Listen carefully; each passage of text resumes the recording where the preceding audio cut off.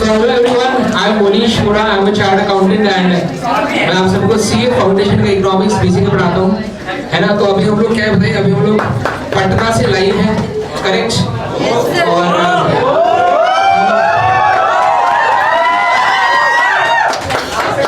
और हम जो है अभी इकोनॉमिक्स चैप्टर 4 पढ़ने वाले हैं, करेक्ट। आइए तो बात करेंगे जल्दी से।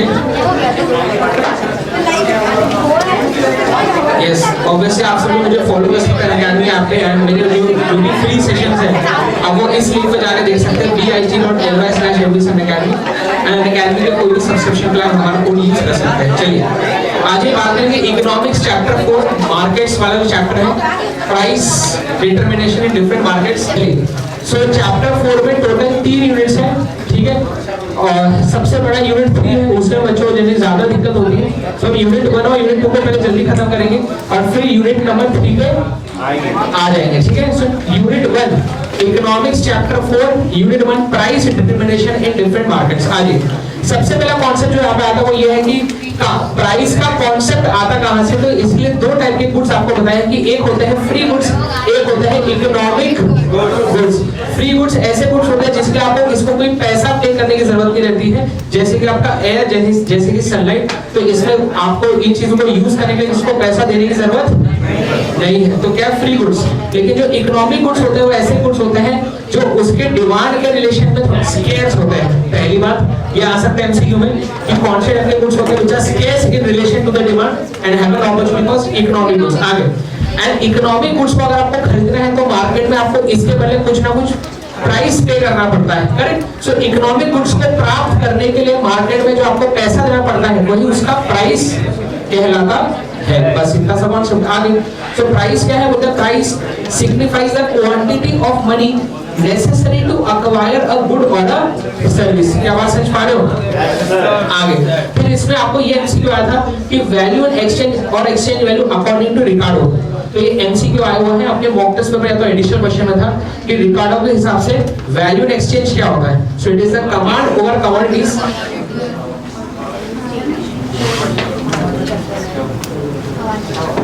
कमांड ओवर कमोडिटीज और power in exchange over purchasable commodities. तो वैल्यू इन एक्सचेंज या एक्सचेंज वैल्यू क्या है कि कोई भी कमोडिटी को, कोई भी प्रोडक्ट को खरीदने के लिए उसके अंदर पावर कितना एक्सचेंज करेगा, मतलब वो चीज को खरीदना है तो उसके बदले कितना आप रुपया देंगे उसके बदले, वही उसका वैल्यू एक्सचेंज है। मतलब वही प्राइस को अलग तरीके से बोला जाता है। किसने बताई? रिकार्डो ने, ठीक है। तो ये एमसीक्यू आता है। नेक्स्ट फिर आता है value in use, value in exchange. Value in use क्या होता है, जैसे कि कैलकुलेटर है ना, उसका यूज क्या है, उसको कैलकुलेशन के लिए यूज करते हैं, राइट। लेकिन वैल्यू इन यूज जो है समय समय के साथ बदलते रहता है, करेक्ट। तो जैसे अगर आप जिस दिन आपका मैथ्स का पेपर होगा उस दिन आपके लिए वैल्यू इन यूज कैलकुलेटर का बहुत ज्यादा है ना। लेकिन लॉ के पेपर के दिन उसका वैल्यू इन यूज नहीं। तो हम इकोनॉमिक्स में वैल्यू इन यूज की बात नहीं करते हैं, हम बात करते हैं वैल्यू इन एक्सचेंज की, कि किसी प्रोडक्ट को खरीदने के लिए कितना उसका इकोनॉमिक वैल्यू, कितना उसके लिए पैसा देना पड़ेगा, उसकी बातें इकोनॉमिक्स में करते हैं, ऐसा बोला जा रहा है। So in economics we are only concerned with exchange value, consideration such as sentimental value mean a little, है ना। तो इसमें जैसे आपको एक एग्जांपल दिया है कि एक दोस्त दूसरे दोस्त को बोलता है कि तू जो है अपनी कार मुझे दे दे, तो मैं इसके बदले जो है जिंदगी भर के लिए तेरा क्या गुलाम बन के रहूंगा। तो इसका कोई हम वैल्यू थोड़ी निकाल सकते हैं। अगर उसने कार दे दी तो वो जिंदगी भर का गुलाम रहूंगा, इसको हम वैल्यू कैसे निकालेंगे मनी टर्म्स में। तो ये सारे सेंटिमेंटल वैल्यूज जो होते हैं, है ना, ये सब्जेक्टिव होते हैं, अलग अलग समय में इसकी अलग अलग वैल्यू, और इसका हम मार्केट में एग्जैक्ट वैल्यू नहीं निकाल सकते। इसलिए हम इकोनॉमिक्स में सिर्फ एक्सचेंज वैल्यू की बातें करते हैं, सेंटिमेंटल वैल्यूज वगैरह की बातें नहीं करते। आगे फिर बात आती है कि मार्केट क्या होता है, correct. So the market is a collection of buyers and sellers with the potential to trade। Potential का मतलब, market is a collection of buyers and sellers with the potential to trade। Potential to trade का मतलब क्या है कि जैसे अगर आप किसी मॉल में जाते हैं कुछ खरीदने के लिए, जरूरी आप खरीद के ही आएंगे, विंडो शॉपिंग तो करते ही है कि नहीं। तो क्या बताइए, तो पोटेंशियल टू ट्रेड का मतलब ऐसे है कि मार्केट एक ऐसी जगह है जहां पे बायर्स और सेलर्स मिलेंगे, ट्रेड हो भी सकता है नहीं भी हो सकता है, वो डिपेंड करेगा सिचुएशन, ऐसा इसमें पोटेंशियल टू ट्रेड लिखा है। आगे इसमें इंपॉर्टेंट पॉइंट ये है कि market need not be formed और held in a particular place. जैसे अगर जो है आपको अभी समझो मोबाइल फोन खरीदना है तो कोई पर्टिकुलर जगह पे जाके ही खरीद सकते हैं, ऐसा है क्या? अगर मैं यहीं पे बैठ के अमेज़न से भी ऑर्डर कर सकता हूँ, ये ऐसा ना बताइए पक्का? तो बोलते कि आज के जमाने में मार्केट को किसी पर्टिकुलर जगह पे होना जरूरी नहीं है, क्योंकि आजकल ऑनलाइन में हम चीजें कहीं भी बैठ के कहीं से भी कुछ भी खरीद सकते हैं, ऐसा इधर बोला जा रहा है। ठीक है, फिर इसमें इंपॉर्टेंट पॉइंट आता है एलिमेंट्स ऑफ मार्केट, कि क्या चीजें होना जरूरी है एक मार्केट को होने के लिए। तो इसमें सबसे पहले बात ऑब्वियसली बायर्स एंड सेलर्स का होना है ना। तो जैसे शादी के लिए लड़का लड़की का होना जरूरी है, जैसे मार्केट के लिए आगे फिर क्या मार्केट में वो ये दोनों आके क्या होते हैं, अंताक्षरी तो खेलेंगे नहीं, तो क्या खेलेंगे? कोई प्रोडक्ट या सर्विस को खरीदने की या बेचने की बात करेंगे। देन होता है bargaining for a price. Bargaining का मतलब क्या होता है? पावर टू इन्फ्लुएंस डिस्काउंट मांगने की, power to influence the price. तो कुछ ऐसे मार्केट्स होते हैं जिसमें सेलर के पास होता है पावर प्राइस को बदलने का, कुछ मार्केट्स में सेलर के पास पावर होता ही नहीं कि वो प्राइस को बदल सके। कभी-कभी बायर भी इन्फ्लुएंस कर सकता है प्राइस को, हम देखेंगे अलग-अलग टाइप के markets. So the elements of market, ऐसी कौन सी चीजें हैं जो मार्केट को बनाने के लिए चाहिए ही चाहिए? Buyer and seller, product and service, bargaining for price. चौथा क्या है? Knowledge about market condition. हम जनरली ऐसा अज्यूम करते हैं कि हमारे मार्केट में जो बायर्स एंड सेलर्स हो क्या है, रैशनल है, उनको सारे मार्केट के बारे में जानकारी है। एंड क्या बताइए कि दे टेक रैशनल डिसीजन, सोच समझ के डिसीजन लेते हैं ऐसा। एंड पांचवी चीज क्या है? One price for a product और service at a given point of time. Obviously अगर आप समझो मार्केट में टी शर्ट खरीदने गए, एक टी शर्ट आपको अच्छा लगा, आपने मुझे इसका प्राइस क्या है, तो ऐसा बोलेगा कि दुकानदार कि 500, 600, 800, आपको जो देना दे दो, ऐसा होता है? एक पॉइंट ऑफ टाइम पे एक प्रोडक्ट का एक ही प्राइस होता है, ऐसा बोला जा रहा है। समझ पा रहे हो बात क्या बोल रहा हूँ? यस और नो? चलिए आगे बढ़ेंगे। फिर बात आती है क्लासिफिकेशन मार्केट्स, जिसका ये चार्ट है। ठीक है, क्लासिफिकेशन मार्केट्स जिसका चार्ट है, इसमें general classification on the basis of geographical time, geographical area, then time, nature of transaction, regulation, volume business and type of competition। वैसे चार्ट बड़ा है पर है बहुत ही चिल्ड। आइए तो सबसे पहले देखेंगे जनरल क्लासिफिकेशन। तो हम मार्केट्स को generally product market and factor market में क्लासिफाई कर सकते हैं। फैक्टर मार्केट एक ऐसा मार्केट होता है जहां से हमारा ऑर्गेनाइजेशन इनपुट्स को खरीदता है, जहां से हमारा ऑर्गेनाइजेशन इनपुट्स को, तो जिस मार्केट से इनपुट खरीदा, जिस मार्केट से फैक्टर और प्रोडक्शन खरीदा, उसे क्या बोलेंगे? Factor market. अब हम इनपुट को लेके क्या करेंगे? उसका प्रोसेस करेंगे, आउटपुट बनाएंगे, और अब ये आउटपुट को जाके जिस मार्केट में बेचेंगे कस्टमर्स को, उस मार्केट में क्या बोलेंगे? तो आपको एमसीक्यू आएगा कि कौन सा मार्केट है which allocates goods and services to producers. Factor market है ना, राइट? तो कौन से मार्केट में जो है रिसोर्सेज प्रोड्यूसर को मिलते हैं? फैक्टर मार्केट में खरीदता है। देखो फैक्टर मार्केट, एक minute, factor market allocates productive resources to producers, दिख रहा है? एंड प्रोडक्ट मार्केट में क्या बोलेंगे? It allocates goods to consumers, है ना? समझ में आ गई बात है? अच्छा, फैक्टर मार्केट में हम फैक्टर जो प्रोडक्शन को खरीदने के लिए जो पैसा देते हैं वो उसकी फैक्टर प्राइस कहलाती है, करेक्ट? जैसे लेबर को यूज करने का फैक्टर प्राइस क्या है? समझ में आ गया? कैपिटल को यूज करने का फैक्टर प्राइस। आगे नेक्स्ट, फिर बात आती है classification market on the basis of geographical area. तो सबसे पहले इसमें क्या आता है? तो वैसे तो ये क्या बताइए, ये पुराने जमाने का क्लासिफिकेशन है। आपके बुक में भी एंड में लिखा है ज्योग्राफिकल एरिया के नीचे, ये पुराने जमाने का क्लासिफिकेशन है। आज के समय के हिसाब से क्लासिफिकेशन अप्लाई वैसे नहीं होता है, पर हमारे बुक में है तो हमें पढ़ना है, ठीक है ना? सो लोकल मार्केट क्या बोलते हैं? When the buyers and sellers are limited to a local area और रीजन, है ना? तो जैसे मुझे बताइए, आपको इसमें थोड़ा सा नॉर्मल सोचना है कि जैसे highly perishable goods, highly perishable मतलब जो जल्दी से खराब हो जाए, तो अगर हम उसको कहीं दूर जाके बेचेंगे तो तब तक खराब हो जाएगा। तो हाईली पेरिशेबल को आस-पास में ही बेचा कर पैसे। तो जैसे एग्स, ब्रेड, मिल्क, ये सब इसमें आएगा हाईली पेरिशेबल, है ना, लोकल मार्केट। फिर बोलते हैं बल्कि आर्टिकल, बल्कि मतलब जो बहुत ही ज्यादा भारी है ना, जैसे आप भी कुछ लोग बहुत भारी है, वैसे नहीं पर वैसे भारी। तो goods which are highly perishable and and बल्कि, तो इसमें ऐसा सोचे जो बल्कि आर्टिकल्स है वो बहुत भारी है तो उसको एक जगह से दूसरी जगह पे ले जाना बहुत डिफिकल्ट पड़ेगा, ट्रांसपोर्टेशन कॉस्ट बहुत ज्यादा लगेगा, तो इससे बोलते हैं उस जो भारी चीजें है ना उसको आप क्या करो लोकल ही बेचो। पर अब क्या आज के जमाने में ऐसा होता है? आज तो बहुत भारी से भारी चीज आप मंगा सकते हो बाहर से, तो बहुत बड़ी बात नहीं है क्योंकि आजकल ट्रांसपोर्टेशन इतना ज्यादा डेवलप हो चुका है। पर अगेन ये पुराने जमाने का क्लासिफिकेशन है तो हमें इसको ऐसे ही याद रखना है क्योंकि एग्जाम में ऐसे ही आ सकता है। तो वापस से लोकल मार्केट में कौन से गुड्स बिकते हैं? जो हाईली पेरिशेबल है, बल्कि आर्टिकल है। आगे देन बात करेंगे रीजनल मार्केट। तो रीजनल मार्केट क्या होता है? जो लोकल मार्केट से थोड़ा सा वाइडर होता है ना, थोड़ा सा बड़ा होता है, थोड़ा wider. So regional market covers a wider area such as few adjacent cities, parts of states और क्लस्टर ऑफ स्टेट्स। क्लस्टर होता है ग्रुप ऑफ स्टेट्स, ठीक है ना, मतलब ऐसा प्रोडक्ट है जो क्या बताइए जो कुछ मल्टीपल सिटीज में बिकता हो, है ना। एडजेसेंट सिटी का मतलब जो आजू बाजू की सिटीज है ना, ऐसा। तो वो क्या हो जाएगा आपका रीजनल मार्केट, करेक्ट, जिसका क्या बताइए लोकल मार्केट से थोड़ा सा वाइडर एरिया होता है। जनरली लिट्टी चोखा जो है वो कहाँ मिलेगा? समझ रहे आप? राजस्थान में रहेंगे तो लिट्टी चोखा मिलेगा क्या? लिट्टी चोखा का क्या है? रीजनल मार्केट है। समझ पा रहे हो? लिंक कर पा रहे हो? ऐसा, राइट। आगे बढ़े। ऐसा हो सकता है कि आसपास के भी कोई स्टेट में मिले पर सारी कंट्री मिलता है, है ना, ऐसा। Very good. अब ध्यान है तो क्या है? Regional market. अच्छा एक और चीज मुझे बताओ, ऐसी कोई सर्विस जो किसी हम पर्टिकुलर लोकेलिटी में ही प्रोवाइड कर सकते हैं, जैसे कि आपको हेयर कट करने जाना है तो क्या बिहार का जो व्यक्ति वो दिल्ली जाएगा क्या हेयर कट करने? वो लोकल ही देखेगा।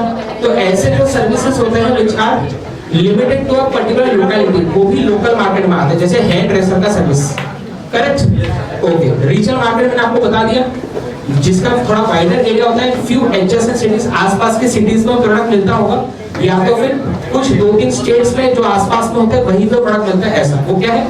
रीजनल मार्केट, है ना। इसमें हमने मेखला चादर की बात की थी, ये आसाम की एक साड़ी है जो आसाम में मिलती है ना। देन येवले चाय, ये महाराष्ट्र जो है ना, महाराष्ट्र में चेन है येवले चाय की, तो बहुत बढ़िया चाय मिलती है इसकी। चलो भाई, तो पर ये महाराष्ट्र में ही है और कहीं जैसे आपको नहीं पता क्योंकि बिहार में नहीं है। तो अगेन क्या इसका रीजनल मार्केट है ना, पूरे इंडिया भर में नहीं, पर्टिकुलर रीजन में ही है, ऐसा। आगे नेक्स्ट आता है नेशनल मार्केट। तो क्या कुछ ऐसे प्रोडक्ट्स जिनकी demand is limited to the national boundary of the country, मतलब हमारे कंट्री के बाउंड्री के अंदर ही गुड्स बिकते हैं और कहीं नहीं बिकते। कंट्री भर में बिक सकते हैं कहीं पे भी, पर कंट्री के बाहर नहीं बिकते। अब इसमें एग्जांपल बोलते हैं हिंदी बुक्स। आप क्या इंडिया के बाहर हिंदी बुक नहीं बिकते क्या? लेकिन वही ये पुराने जमाने का क्लासिफिकेशन है, पर हमको ऐसे ही याद रखना है, तो जो बुक में दिया वैसे ही याद रखेंगे। सो द आपको ऐसा पूछेगा कि dash is the market in which the demand for a commodity is limited to the national boundaries of the country. क्या बोलेंगे? National market. बहुत बार बोलते हैं गवर्नमेंट भी ऐसी पॉलिसी बना सकता है और वो नेशनल मार्केट्स को अफेक्ट कर सकता है। जैसे कि अगर गवर्नमेंट ने बोला कोरोना के समय कि N95 मास्क को आप एक्सपोर्ट नहीं कर सकते, एग्जांपल, तो क्या होगा? अब N95 मास्क का वो गवर्नमेंट के पॉलिसी की वजह से नेशनल मार्केट बन गया, क्योंकि आप जो इंडिया को बने वो बाहर जाएगा ही नहीं फिर N95 मास्क, ऐसा। तो कभी कभार ट्रेड पॉलिसी भी रिस्ट्रिक्ट कर सकता है ऐसे प्रोडक्ट्स के ट्रेडिंग का, जिससे किसी प्रोडक्ट का मार्केट जो है नेशनल मार्केट बन जाता है फिर, ऐसा। समझ लो? हेलो, पक्का? यहाँ तक कोई डाउट? आगे फिर आता है इंटरनेशनल मार्केट। तो अब इंटरनेशनली कोई चीज बेचनी है तो हल्की चीज बेचनी पड़ेगी, क्योंकि भारी वाली तो लोकल में बिकती है, तो यहाँ पे हल्की वाली चीजें आती हैं। तो होते हैं कि usually high value and small bulk commodities कहाँ बिकती है? International market. तो जैसे गोल्ड सिल्वर 10 ग्राम गोल्ड जो है उसे 1 तोला बोलते हैं, वो आता है 55,000 रुपए का अप्रॉक्स, करेक्ट। तो क्या है? तो स्मॉल बल्क मतलब स्मॉल क्वांटिटी की चीज पर जो बहुत ज्यादा हाई वैल्यू होती है वो कहाँ बिकती है? International market. याद रहेगा? यस। लेकिन ये क्लासिफिकेशन पुराने जमाने का है, पर अभी बुक में है तो याद करना है। आगे नेक्स्ट फिर आता है classification of markets on the basis of time. पहला एमसीक्यू मुझे बताएंगे इसमें कि ये क्लासिफिकेशन मार्केट्स को हम टाइम के बेसिस पे क्लासिफाई कर सकते हैं, ऐसा किसने बोला था? अल्फ्रेड मार्शल ने। तो ये आ सकता है एमसीक्यू, ठीक है ना, कि हम मार्केट्स को टाइम के बेसिस पे क्लासिफाई कर सकते हैं, किसने बोला था? अल्फ्रेड मार्शल, ठीक है ना। अब मुझे जल्दी से एक बात बताएंगे, जैसे कि आपका नाम क्या है? सुधांशु। हाँ, तो एक सुधांशु है, ठीक है, एक राजा और ठीक है। आपको लड़कों का भी नाम बताओ।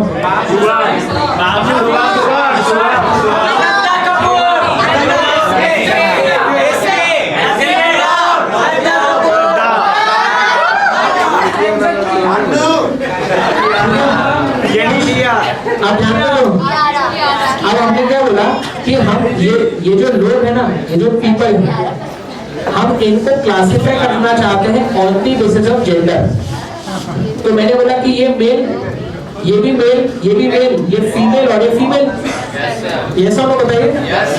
अब अगर मैंने बोला कि मुझे इनको क्लासिफाई करना है on the basis of course, कि कौन सी कोर्स की पढ़ाई कर रहे हैं, ठीक है, तो ये कर रहा है सीए, ये भी सीए, समझो सब सीए स्टूडेंट्स हैं। तो अब सुधांशु बोलता है सर ऐसे कैसे, मैं तो मेल हूँ, मैं सीए कैसे करूँगा, ऐसा होता है। तो क्या बताइए, तो क्या बताइए जल्दी से कि हम क्या सेम चीज का मल्टीपल क्लासिफिकेशन हो सकता है? Yes sir. हमको देखने का नजरिया बदलना। पहले हमने सुधांशु को देखा कि जेंडर उसका क्या, तो मेल है, अब वो कौन सी पढ़ाई करता, तो सी है। वैसे ही मैं मार्केट को जब क्लासिफाई कर रहा हूँ तो अलग अलग नजरिए से देख रहा हूँ। जब मैं बोलता हूँ कि कोई प्रोडक्ट हाईली पेरिशेबल है तो वो जल्दी खराब हो जाएगा, तो मुझे तुरंत लोकल ही बेचना पड़ेगा, तो लोकल मार्केट। मतलब जब मैं ज्योग्राफिकल एरिया के नजरिए से देख रहा हूँ तो हाईली पेरिशेबल गुड कहाँ बिकता है, लेकिन अगर अब मैं टाइम के बेसिस पे देखूंगा तो पेरिशेबल गुड्स जो है वो वेरी शॉर्ट पीरियड में बिकता है। तो अब ऐसा बोलूंगा क्या सर, ऐसे कैसे, पेरिशेबल तो उधर था, ये ऐसा सवाल आप पूछ रहे हो, समझ लो। अगर आप ऐसा बोलोगे सर पेरिशेबल तो लोकल में था, तो अभी इधर कैसा आ गया, समझ लो। तो हम सेम चीज का मल्टीपल क्लासिफिकेशन, बस। तो आप मुझे बताइए जल्दी से, आइए तो एक बार सुना छुए ताली बजा देंगे। तो अभी वेरी शॉर्ट पीरियड मार्केट में क्या होगा, आज मैंने इसका एक समरी बनाया है, ध्यान देंगे। इतना ही क्वेश्चन आता है अगर आया तो इसमें से ये वाला कॉन्सेप्ट। तो वेरी शॉर्ट पीरियड मार्केट को हम मार्केट पीरियड भी बोल सकते हैं।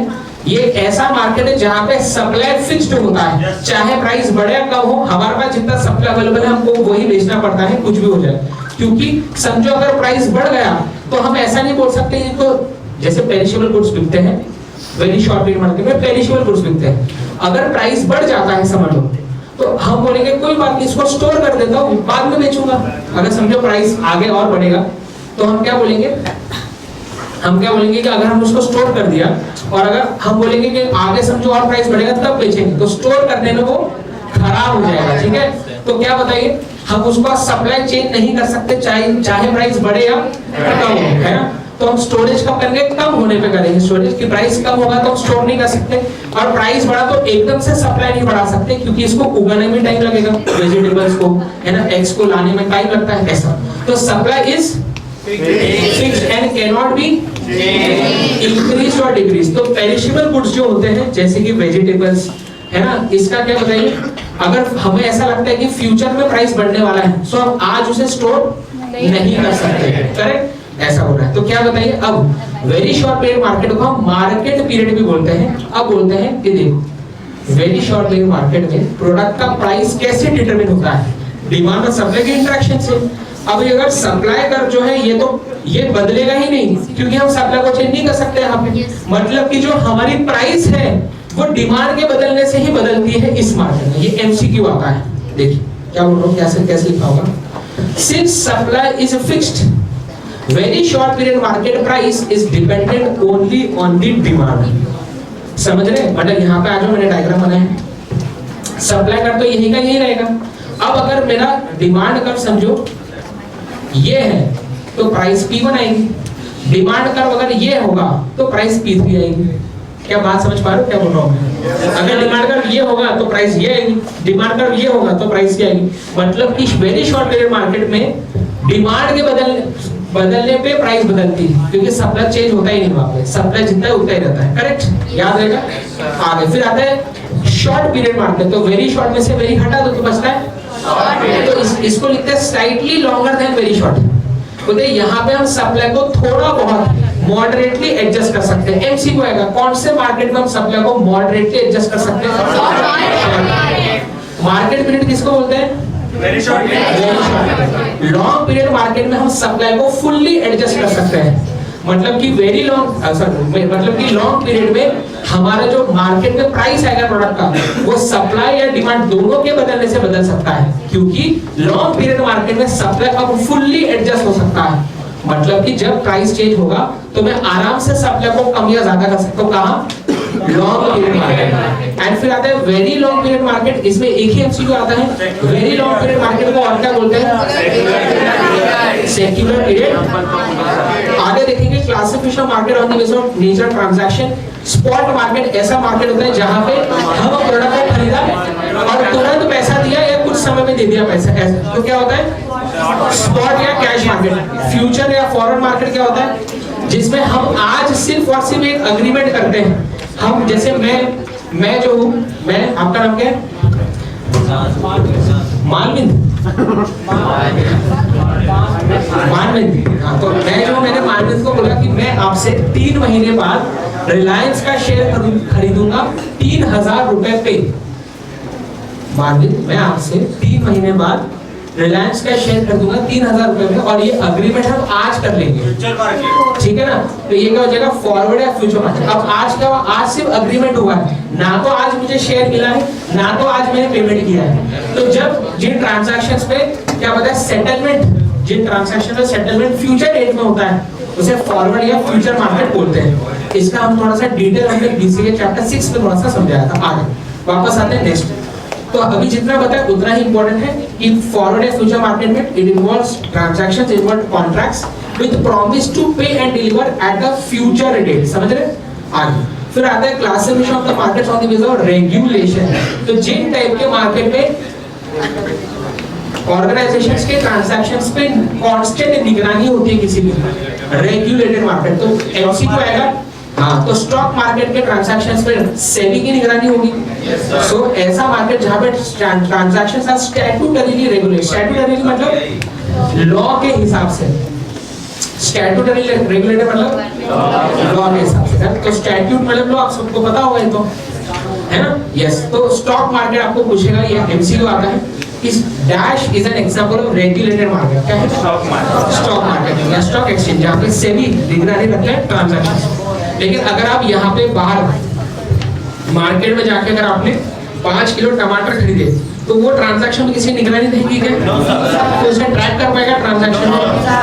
तो क्या बताएं? ऐसे ट्रांजैक्शन जहाँ पे कोई स्टिपुलेशंस, जहाँ पे कोई रिस्ट्रिक्शंस नहीं होते ट्रांजैक्शन पे, जहाँ पे कोई निगरानी रखने को नहीं है, तो unregulated market. Next classification of the volume of business बताइए। होलसेल या जो मार्केट में B2B होता है, बिजनेस टू बिजनेस, तो एक बिजनेस ऑर्गेनाइजेशन दूसरे बिजनेस ऑर्गेनाइजेशन को बेच रहा है, तो ऐसा मार्केट जहां पे बल्क क्वांटिटी में खरीदी बेची जाती है, होलसेल मार्केट में होता है, ठीक है? आगे ऐसा market which is between traders, wholesale market. आगे रिटेल मार्केट जहां पे क्या बताए? जहां पे स्मॉल क्वांटिटी में बेची जाती है। और ये क्या बताइए? This is the market for ultimate consumer, है ना? B2C, business to. आगे फिर हम कंपटीशन के बेसिस पे मार्केट को क्लासिफाई कर सकते हैं। Perfect competition and imperfect. Perfect competition मतलब क्या? जहां पे सेलर के पास कोई बार्गेनिंग पावर नहीं होता। तो परफेक्ट कंपटीशन में सेलर्स एक इंडिविजुअल सेलर चाह के भी मार्केट के प्राइस को चेंज, मार्केट में जो प्राइस चल रही है वही चलाना। और इम्परफेक्ट कंपटीशन में आता है monopoly, oligopoly and perfect monopolistic, है ना? तो मोनोपोली, ओलिगोपोली, मोनोपोलिस्टिक, ये किसमें आता है? इम्परफेक्ट। इम्परफेक्ट कंपटीशन का मतलब क्या है? जहां पे सेलर्स के बाद या तो थोड़ी बहुत बार्गेनिंग पावर। हाँ, तो जैसे परफेक्ट कंपटीशन क्या है? जहाँ पे large number of buyers and sellers होते हैं, सेलिंग आइडेंटिकल प्रोडक्ट्स, आप सबको पता है ना? आइडेंटिकल प्रोडक्ट्स का दूसरा नाम क्या होता है? होमोजेनियस, ठीक है ना? कहाँ मिलते हैं?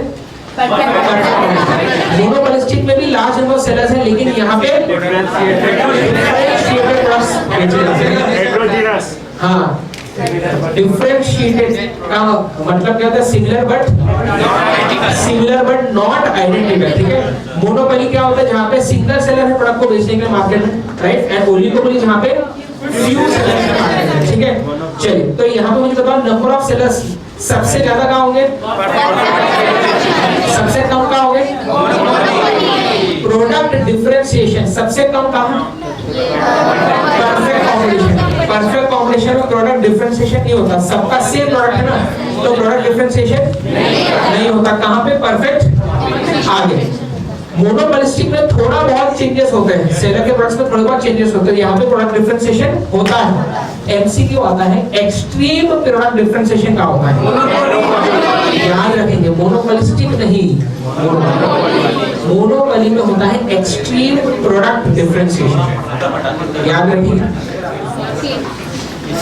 एक्सट्रीम प्रोडक्ट कहाँ पे?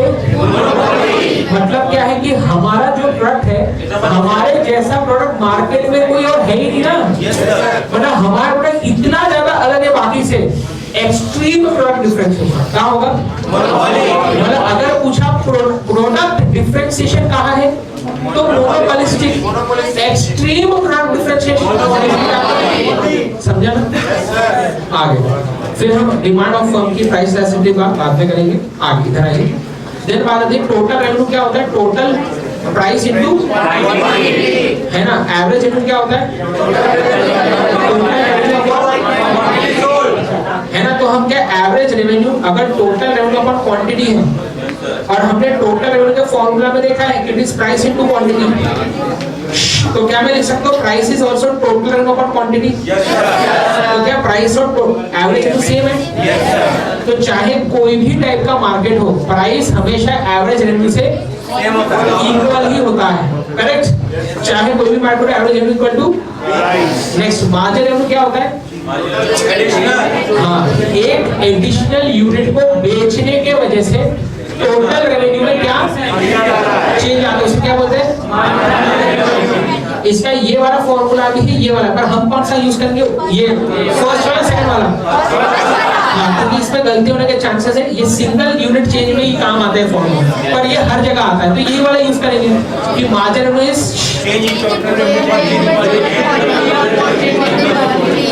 पक्का याद है ना। तो गलती होगी नहीं अगर ये वाला फॉर्मूला यूज करेंगे तो, राइट।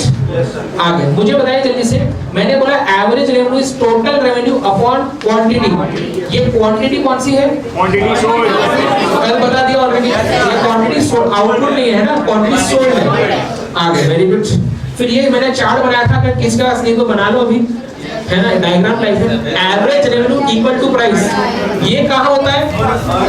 ये सिर्फ ये सारे मार्केट में होता है, लेकिन average revenue equal to price equal to margin, ये कहाँ होता है? ये सिर्फ और सिर्फ परफेक्ट कॉम्बिनेशन में। इससे रिलेटेड एक एमसीक्यू आपको करा रहा हूं, प्लीज सुनिए। पहले कॉन्सेप्ट बता दे रहा हूं, ये वाला एक बार जल्दी से प्लीज मुझे बताइए। मैं लिख रहा हूं क्वांटिटी सोल्ड 1 2 3, मैं लिख रहा हूं एवरेज रेवेन्यू। समझो अगर मैं परफेक्ट कॉम्बिनेशन की बात कर रहा हूं, एवरेज रेवेन्यू ही मेरा प्राइस होता है, यस और नो? यस और नो?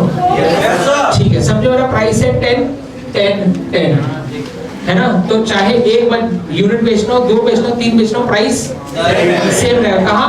Perfect combination. तो मेरा टोटल रेवेन्यू बताइए 10 और मार्जिन रेवेन्यू बताइए 10 10 10, है ना। पहले जब जीरो था सब कुछ भी नहीं बिक रहा होगा, तो हमारा जीरो से एक यूनिट एडिशनल बेचने से कितना रेवेन्यू बढ़ा? एक और एडिशनल यूनिट बेचने से कितना बढ़ा टोटल रेवेन्यू? 10। समझ रहे हो बात क्या बोल रहा हूँ?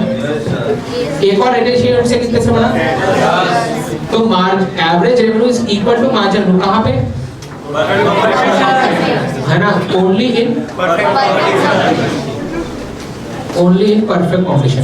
पर अब एमसीक्यू ये आता है, एमसीक्यू आता है कि if in a perfect combination, if in a perfect combination the quantity is doubled,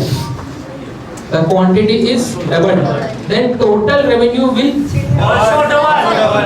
वापस से, in perfect combination if quantity sold doubles,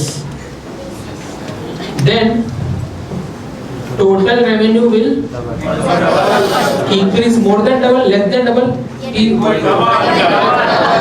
ये भी डबल ही होगा, है ना? क्योंकि क्या बताइए, हम जब प्राइस क्वांटिटी को डबल करेंगे तो प्राइस तो सेम रहेगा।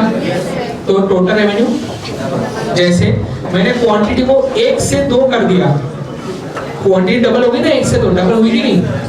तो मेरा टोटल रेवेन्यू क्या हुआ? 10 से 20 हो गया। तो जब क्वांटिटी डबल होगी तो टोटल रेवेन्यू भी डबल ही होता है। क्यों? क्योंकि प्राइस सेम है, कांस्टेंट है, इसलिए याद रहेगा, ये एमसीक्यू आता है। करेक्ट? बढ़े आगे, जल्दी से आगे नेक्स्ट, फिर आगे बढ़ेंगे, इंपॉर्टेंट पॉइंट की बात करेंगे। हाँ, याद रखेंगे, अगर मैं बात करूं आपके साथ इम्परफेक्ट कॉम्बिनेशन की, किसकी बात कर रहा हूं?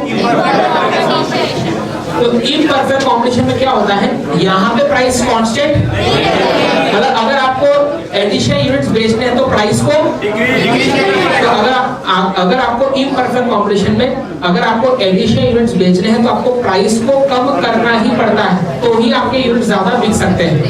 करेक्ट? और हम यहाँ पे ऐसा ऑब्जर्व करते हैं इस टेबल से कि जनरली इम्परफेक्ट कंपटीशन में हमारा marginal revenue is less than average revenue. याद रखेंगे इस चीज को, इसका हम लॉजिक की बात करते हैं इसमें हमारे रेगुलर सेशंस में। करेक्ट? एक बार देखने लॉजिक की बड़े आगे,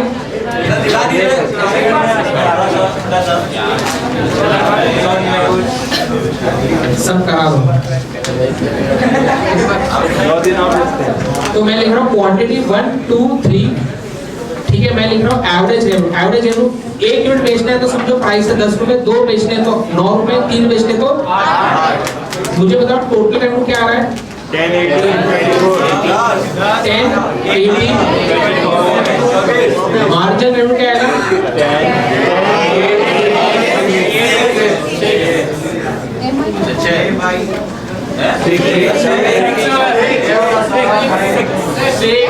और एवरेज रेवेन्यू तो लिख ही दिया है, ठीक है? तो अब देखो, अब सवाल ये है यहाँ पे कि आप थर्ड यूनिट में चेक करो जल्दी से प्लीज। अभी कोई बोलेगा तो मैं बोलूंगा ही नहीं फिर। चलिए, 3 यूनिट में आप चेक कीजिए, एवरेज रेवेन्यू है 8, मार्जिन रेवेन्यू है ना?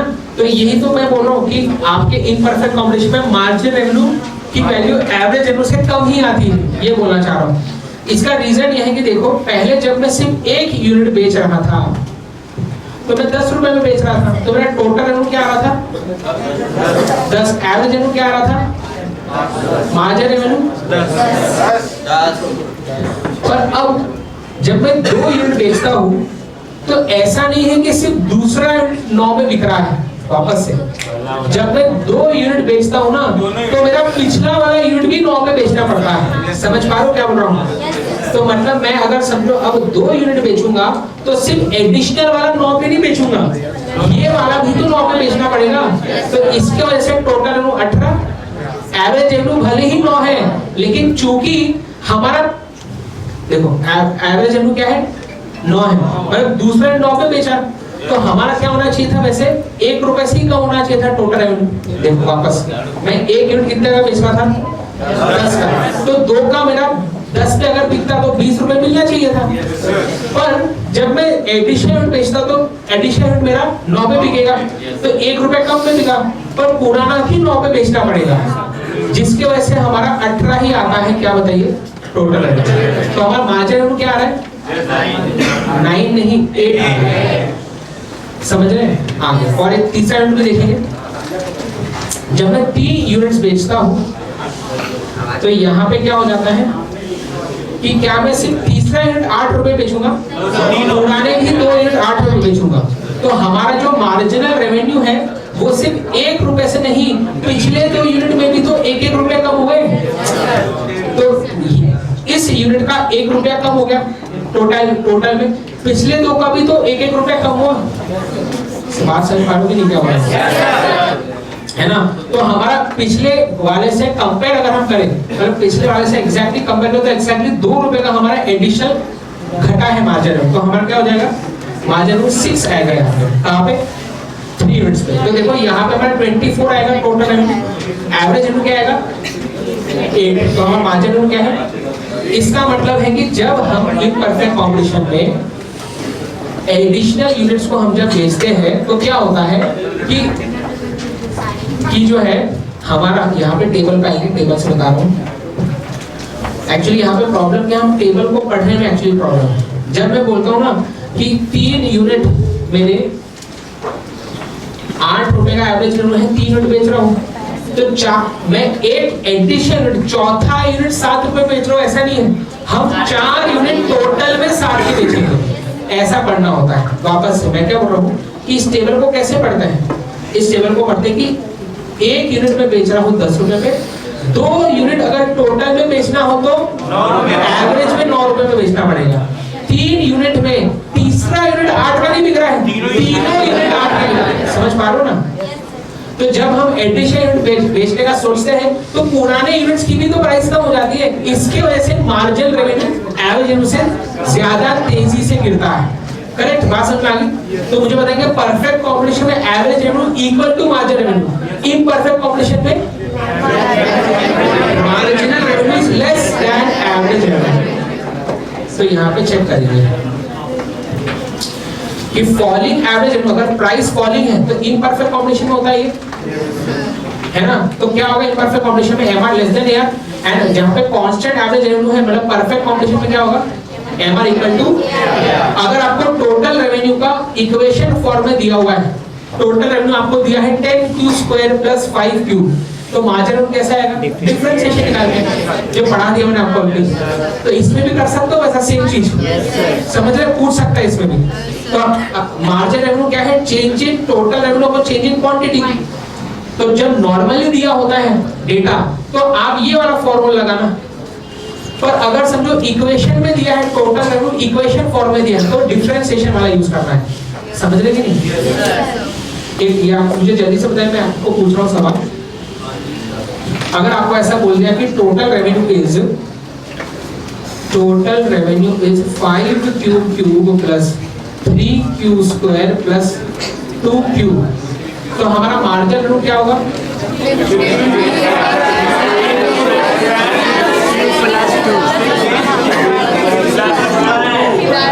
मजा आ रही है कि नहीं आ रहा, सबसे पहले तो चिंता ही नहीं रही, तो क्या बोला,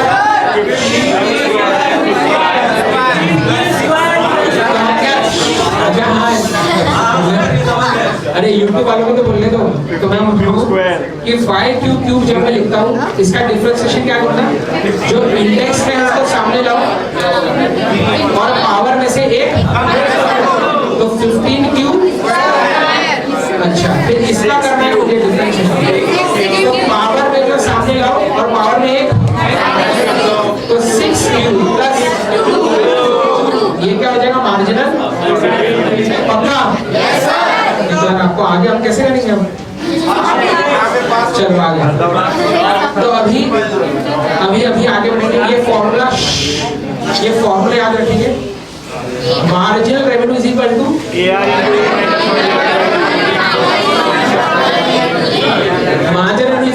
average revenue into E - 1/E। इसको और एक तरीके से लिख सकते हैं कि marginal revenue is equal to average revenue into 1 - 1/E। ऐसे दोनों एक ही बात है, यहाँ पे बस एलसीएम ले लिया है, इसका एलसीएम यहाँ पे ले लिया, बस उल्टे कर ये सुनो, ऐसे ही होता है ना मैथ्स में, ठीक है। तो अब इसमें आपको फॉर्मूला आपको पूछेगा वो कि समझो अगर यहाँ पे E की वैल्यू पॉजिटिव है तो मार्जिनल रेवेन्यू की वैल्यू क्या होगी, अगर E की वैल्यू जो है, समझो E की वैल्यू जो है पॉजिटिव है एंड ग्रेटर देन 1, पॉजिटिव से काम नहीं चलेगा, पॉजिटिव एंड ग्रेटर देन 1, तो E की वैल्यू ग्रेटर देन 1 है तो मार्जिनल रेवेन्यू ग्रेटर देन 1 है ना। अच्छा E की वैल्यू अगर लेस देन 1 है तो मार्जिनल की वैल्यू नेगेटिव आ आती है। समझो अगर ये 0.2 होता तो 0.2 -1 -0.8, एक पूरा माइनस में आ जाता आंसर ऐसा। और अगर e की वैल्यू 1 है तो यहाँ पे हो जाता 1 - 1, तो ये हो जाता 0, तो इसका आंसर 0 हो जाता। करेक्ट। तो हम यहाँ पे पढ़ते हो चीज कि जब e = 1 तो mr, e greater than 1 तो mr, e less than 1 तो mr। इसमें वो टोटल रेवेन्यू भी पूछ सकता है। आपको बोलेगा E is equal to 1 तो टोटल रेवेन्यू, तो ऐसा जब E equal to 1 तो MR क्या होता है? तो टोटल रेवेन्यू जब MR 0 होता है टोटल रेवेन्यू मैक्सिमम होता है। तो ऐसा भी पूछ सकता है सवाल, समझ रहे बात? ओके चलिए आगे। अब इसमें देखो एक और प्रॉब्लम है प्रॉब्लम। हाँ सुनो, मुझे आंसर बताएंगे आप, ठीक है? मैं आपको क्वेश्चन दे रहा हूँ, करेंगे सर? चलो मैं बोल रहा हूँ, मैं क्या बोल रहा हूँ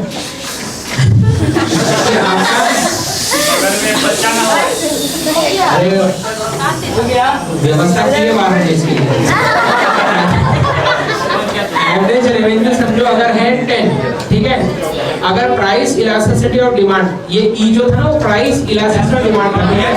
हाँ।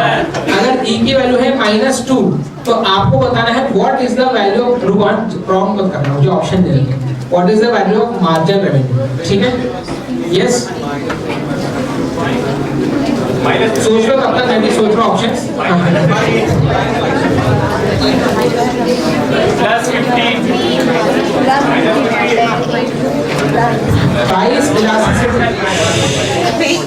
प्राइस इलास्टिसिटी ऑफ डिमांड हमेशा माइनस में ही होता है।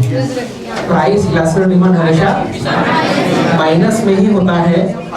सुनिए ना प्लीज, सुनिए। लेकिन जब हम ये फॉर्मूला में इसको यूज करते हैं ना तो माइनस साइन को इग्नोर करके यूज करते हैं। मतलब कि हम यहाँ पे लिखेंगे marginal revenue is equal to average revenue into E - 1 upon E। तो 10 into 2 minus 1 अपॉन 2। हाँ 5 है, रुको E - 1 अपॉन E, तो आंसर क्या आएगा? तो आप कौन समझेगा आप क्या बोल रहा हूँ? फिर क्या करेंगे हम, जब ये फॉर्मूला में यूज करते तो हम इलास्टिसिटी में माइनस साइन को याद रहेगा। एक और बार करते हैं, चलो एक और बार करते हैं। मुझे बता एवरेज रेवेन्यू 20 है, इलास्टिसिटी है -0.60, तो मार्जिन रेवेन्यू क्या होगा?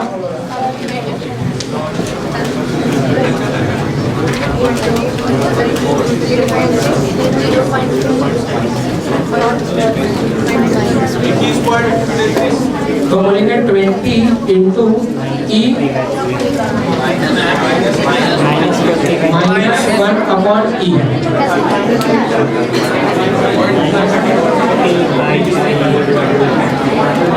चलिए आंसर बताइए फास्ट।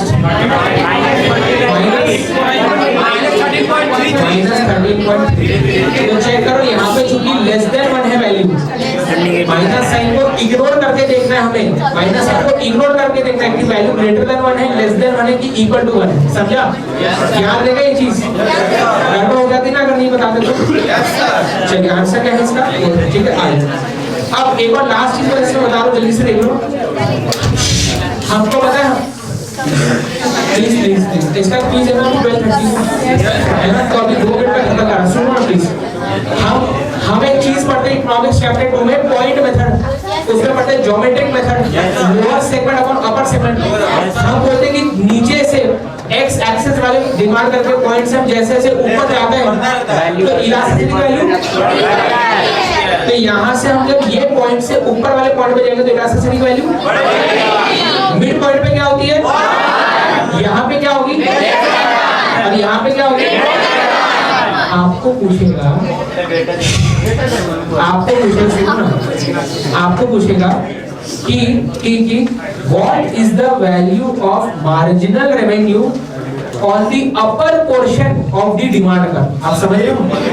तो upper portion of the demand curve में इलास्टिसिटी तो मार्जिनल रेवेन्यू समझ रहे कैसा आ सकता है? On the upper portion of demand curve margin will be lower portion of demand curve margin link कर पाएंगे ऐसे? आगे फिर लास्ट चीज है बस यूनिट 1 की खत्म होगा यूनिट 1, फिर अपन नेक्स्ट सेशन में 1 घंटे में बाकी चीज करेंगे। यहाँ पे देख लो जल्दी से 1-1.5 घंटा लग जाएगा। आगे जाना तो इधर देख लो पहले आखिरी बिहेवियरल प्रिंसिपल देखेंगे। प्रिंसिपल 1 क्या है कि a firm should not produce at all if total variable cost is not met. मतलब अगर हम यहाँ पे निकालते हैं शट डाउन पॉइंट, क्या निकाल रहे हैं? Shut down point. तो बोलते हैं कि अगर हमारा average revenue average variable cost से इक्वल हो जाए तो वो हमारा शट डाउन पॉइंट होता है ना। अगर एवरेज हमारा एवरेज वेरिएबल कॉस्ट से कम है तो बंद कर देना चाहिए।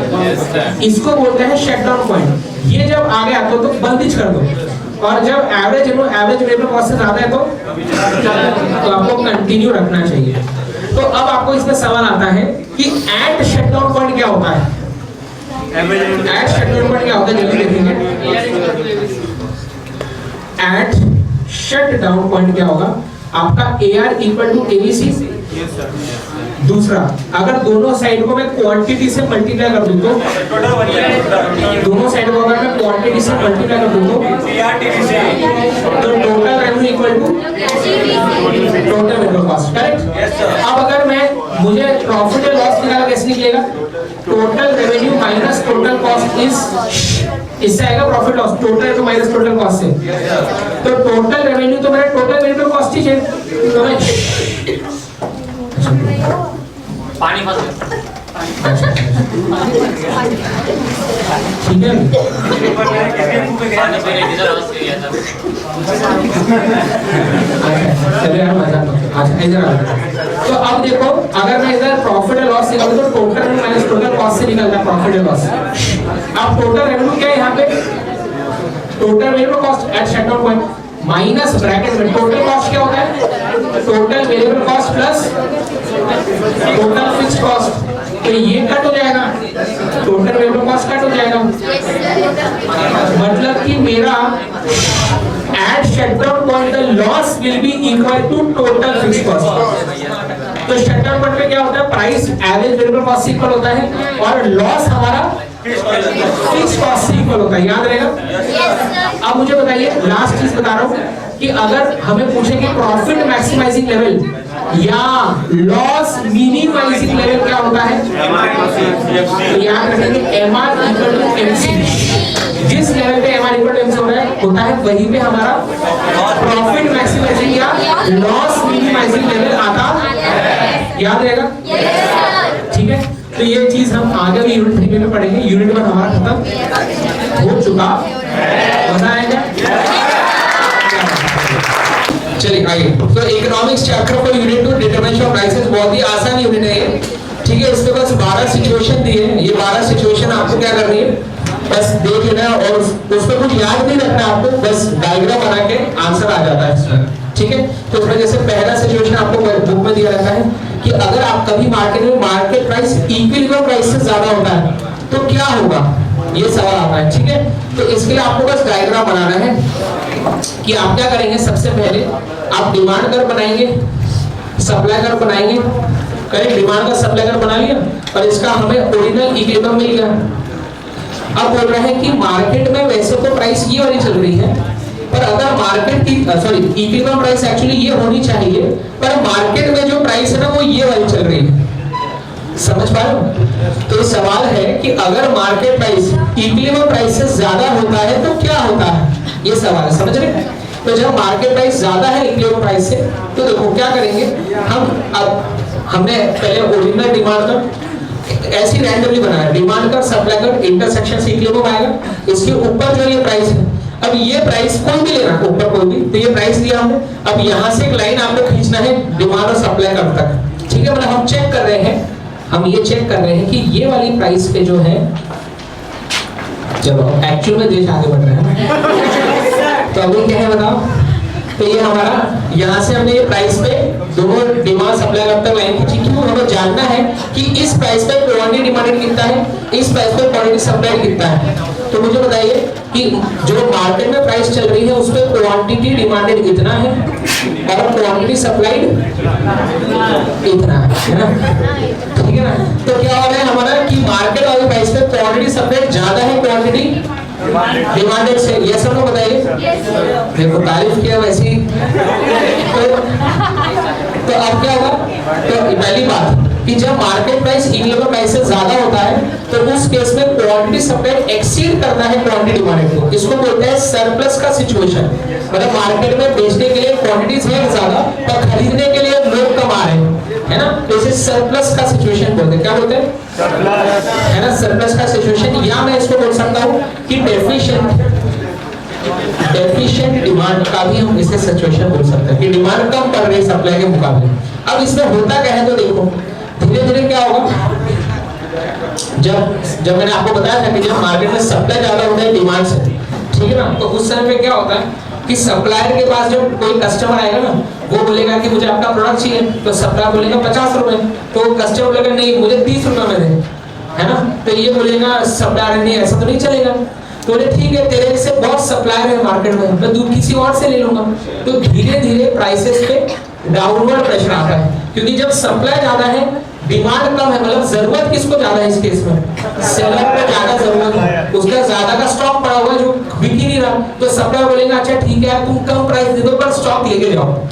तो इस केस में क्या होता है, एक्सेस सप्लाई के केस में प्राइस पे डाउनवर्ड प्रेशर आता है। तो देखो क्या लिखा है, प्राइस पे डाउनवर्ड प्रेशर आता है। और आगे देखो कि प्राइस अब धीरे धीरे गिरेगी। अब मुझे बताओ हमने बचपन में पढ़ा है सी फाउंडेशन में, मतलब प्राइस गिरती है तो क्वांटिटी सप्लाई गिरती है, और प्राइस गिरता है तो क्वांटिटी सप्लाई क्वांटिटी डिमांडेड बढ़ता है। तो चेक करो क्या होगा, बोलते कि हम अभी यहाँ पर है, ये है क्वांटिटी डिमांडेड और ये है क्वांटिटी सप्लाई, यस और नो? तो जब अब प्राइस पे डाउनवर्ड प्रेशर आएगा तो क्वांटिटी सप्लाई गिरेगा और क्वांटिटी डिमांडेड बढ़ेगा। कब तक?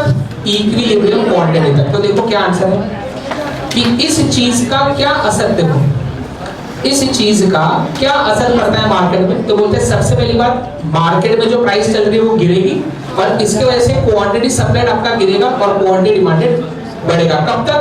इक्विलिब्रियम। बस तो ऐसी, अब इसमें ऐसा भी सवाल आ सकता है कि अगर मार्केट प्राइस इक्विलिब्रियम प्राइस से कम है, अगर मार्केट प्राइस इक्विलिब्रियम प्राइस से कम है तो क्या होगा? तो सबसे पहले इक्विलिब्रियम ये याद करना ही नहीं है, आप क्या करेंगे? ग्राफ बनाएंगे, हम डिमांड का सप्लाई कर बनाएंगे, ठीक है, रैंडमली। तो इस पे हमने इक्विलिब्रियम बना लिया, तो ये हमारा इक्विलिब्रियम प्राइस इक्विलिब्रियम क्वांटिटी।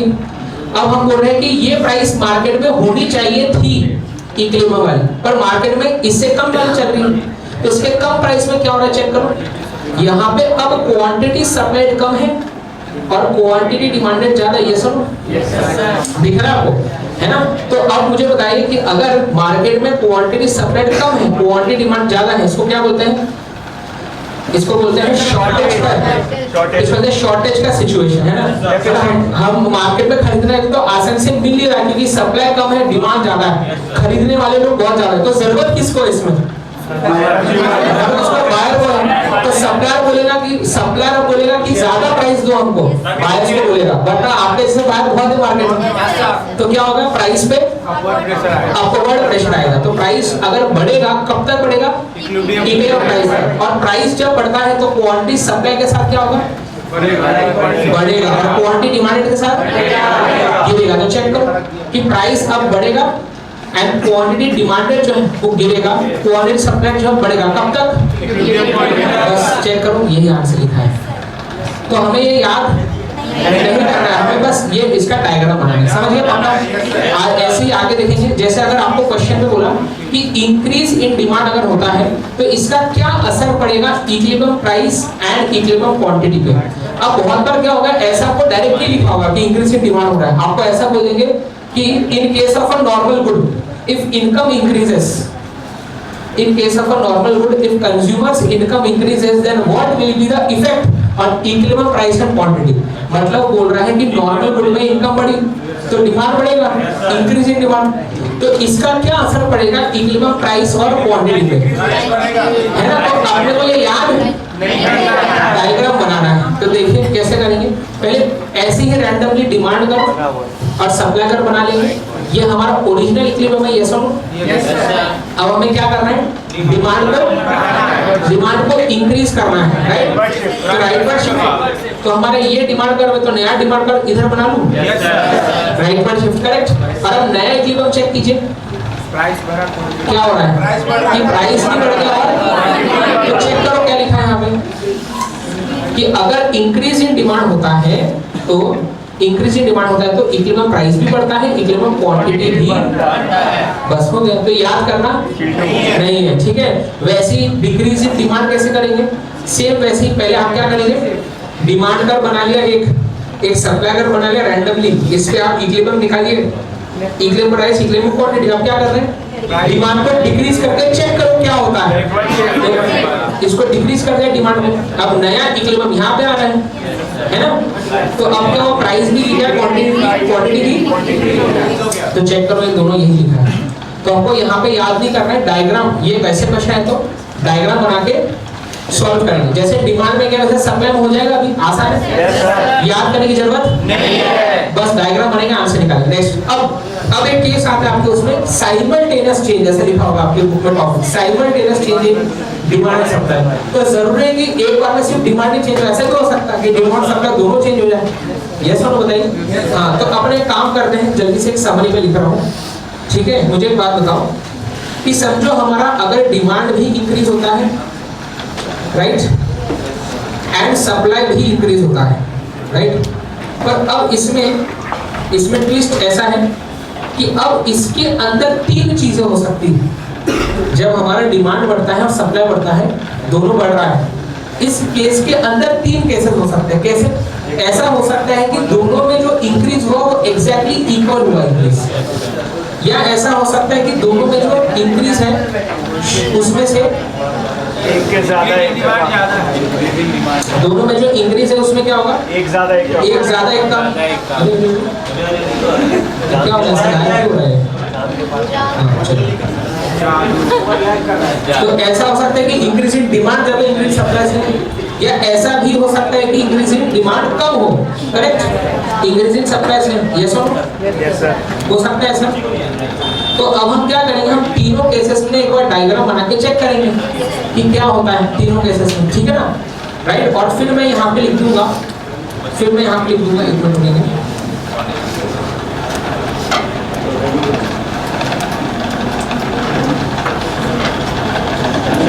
ऐसे ही पंखा है, ठीक है। और फिर हम तीनों में क्या लिख देंगे बताओ, हम लिख देंगे इफेक्ट ऑन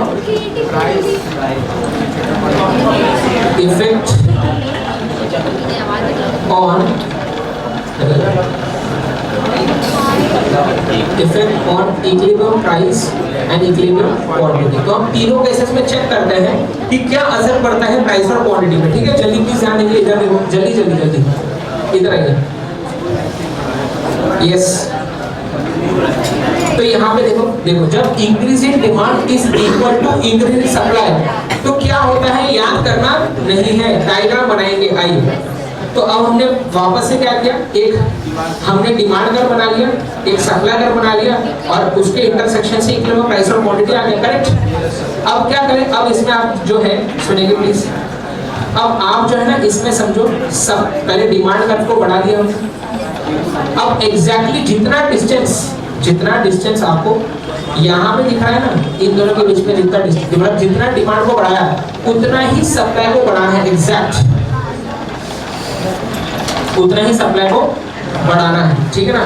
तो अब वो अपन अंदाजन थोड़ा सा कर सकते हैं, ठीक है, ऐसे, राइट। तो जितना डिमांड में चेंज हुआ उतना ही हमने क्या किया, सप्लाई में चेंज किया। तो अब हमारा नया इक्विलिब्रियम कहाँ पे आ रहा है, यहाँ पे आ रहा है। तो यहाँ पे चेक करो, हमारा प्राइस वही का वही है, लेकिन इक्विलिब्रियम क्वांटिटी जो है वो बढ़ चुका है। तो चेक करो क्या लिखा है कि जब increase in demand is equal to increase supply, तो क्या होता है, आपका प्राइस सेम रहता है लेकिन इक्विलिब्रियम क्वांटिटी इंक्रीज होता है। तो याद करने की जरूरत थी है ना। तो आगे इधर वो समरी में आइए, तो बोलेंगे कि आपका इक्विलिब्रियम प्राइस जो है वो क्या रहेगा, वो रहेगा सेम, लेकिन इक्विलिब्रियम क्वांटिटी समझ में आ रहा है सबको, पक्का। आगे देखेंगे, ये बात होगी। फिर आगे नेक्स्ट अगला क्या था कि अगर इंक्रीज इन डिमांड ज्यादा है इंक्रीज इन सप्लाई से, अब इसमें क्या होता है, मतलब ये अगर केस हुआ तो प्राइस और क्वांटिटी पे क्या असर पड़ेगा, अगेन याद नहीं करना है, क्या करेंगे डायग्राम बनाएंगे, ठीक है ना। तो सबसे पहले क्या करेंगे आप, डिमांड कर, सप्लाई कर, और आपका ये क्या है, इक्विलिब्रियम, करेक्ट। अब क्या करेंगे इसमें, हाँ अब जो है बोले कि दोनों बढ़ रहा है लेकिन डिमांड ज्यादा बढ़ रहा है, ठीक है। तो डिमांड कर को ज्यादा बढ़ा दो और सप्लाई कर को थोड़ा सा बढ़ाओ।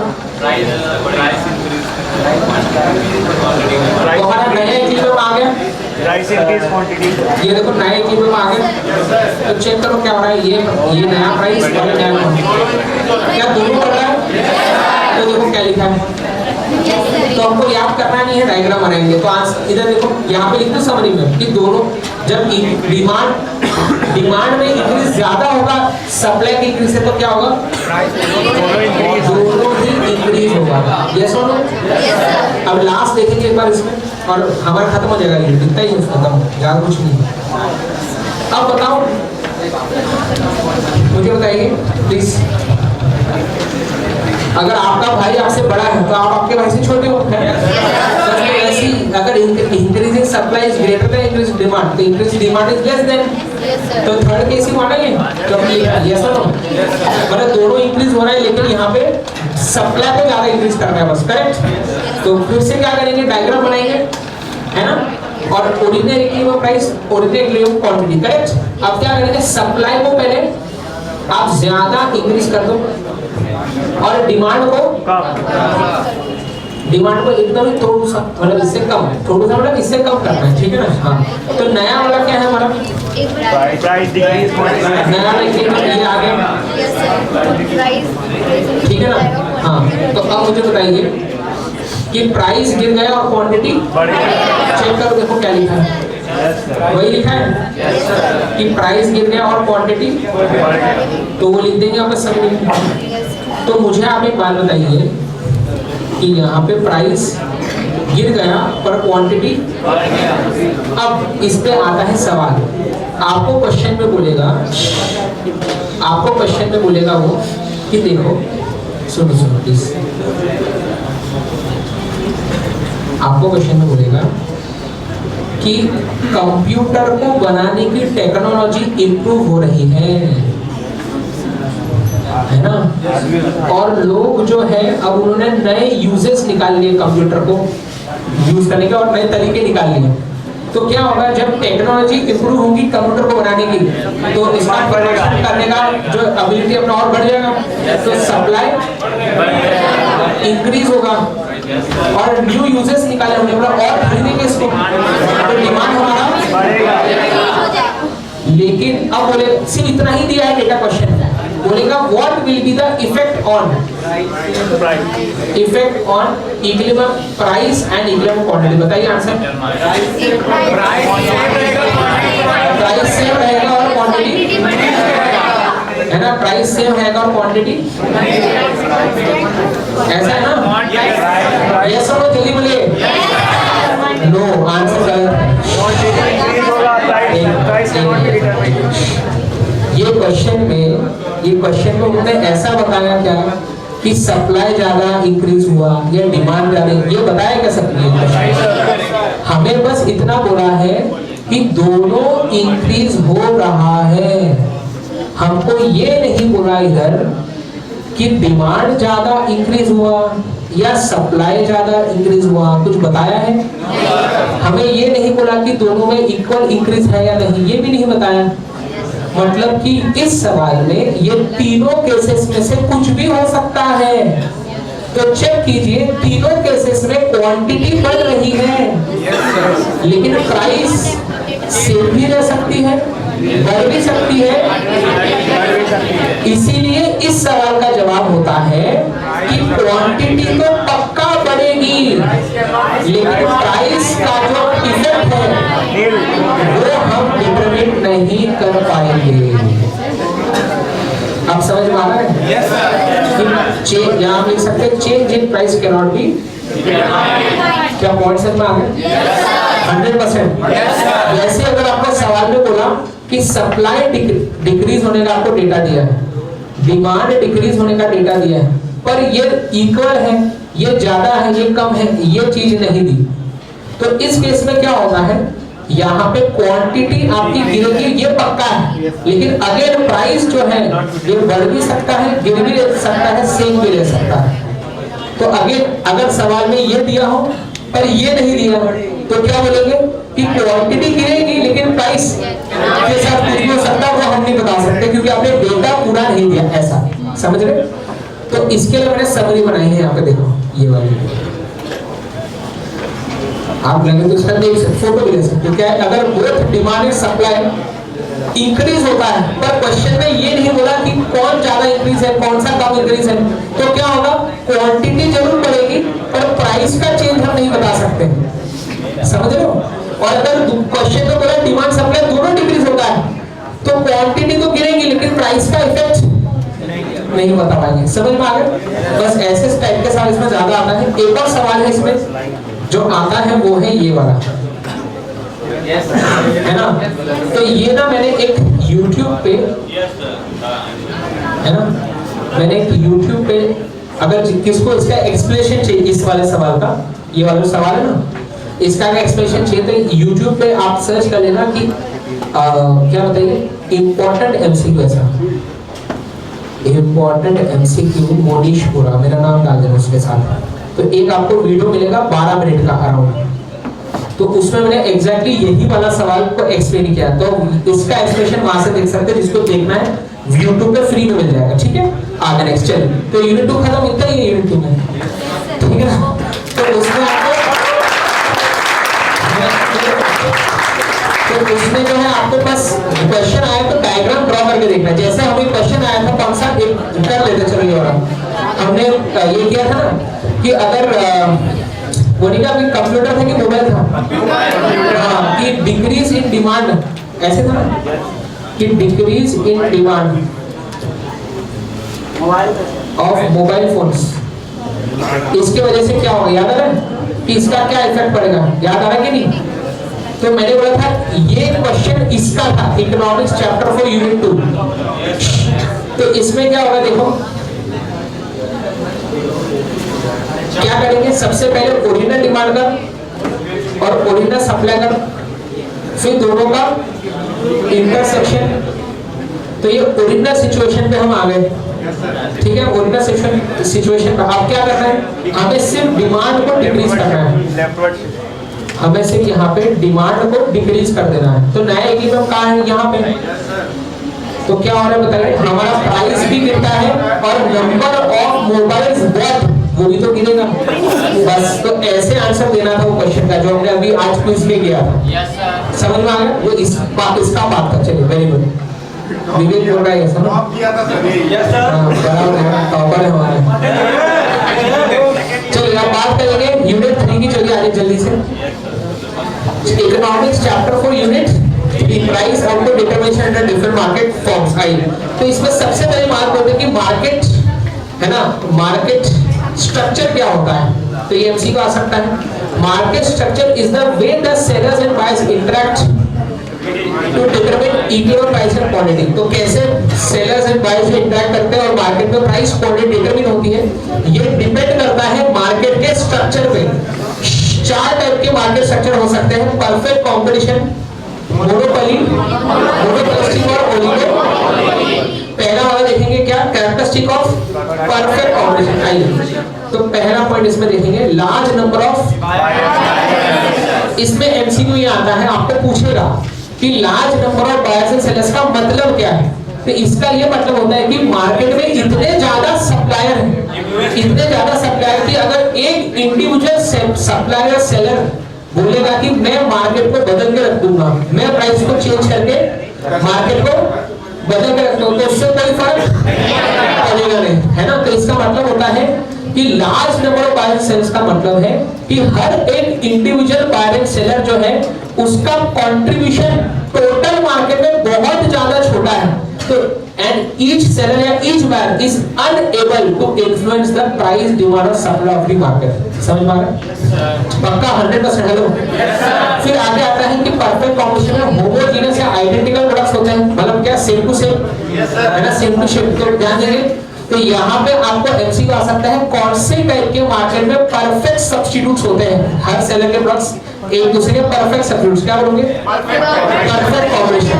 अगर परफेक्ट सब्स्टिट्यूट्स है तो क्रॉस इलास्टिसिटी क्या होगी? इनफाइनाइट। वाह रे राजा। तो आपको एमसीक्यू पूछेंगे कौन से टाइप के मार्केट में क्रॉस इलास्टिसिटी इनफाइनाइट होती है प्रोडक्ट्स, तो क्या बोलेंगे? Perfect competition. हमारे जैसे ही प्रोडक्ट है ना बाकियों का, तो जैसे अगर हमने हमारे प्रोडक्ट का प्राइस बढ़ाया तो हमारा डिमांड जीरो चलेगा और बाकी के सेलर के प्रोडक्ट बिकेंगे, समझ लो ऐसा। तो इसे बोलते हैं इनफाइनाइट होता है। तो परफेक्ट सब्स्टिट्यूट में क्रॉस इलास्टिसिटी ठीक है। आगे फिर आता है फ्री एंट्री एंड एग्जिट। तो क्या बताइए, ये परफेक्ट कंपटीशन में कोई भी क्या मार्केट में आपको नया सेलर एंटर करना चाहता है या कोई एग्जिट सेलर मार्केट को छोड़ कर जाना चाहता है, तो कोई भी बैरियर्स है ना, तो कभी भी आ सकता है, कभी भी हाँ, तो कोई जाना चाहता है तो बिल्कुल। चलिए, तो अब आपको इसमें एक एमसीक्यू आता है कि कंडीशंस ऑफ प्योर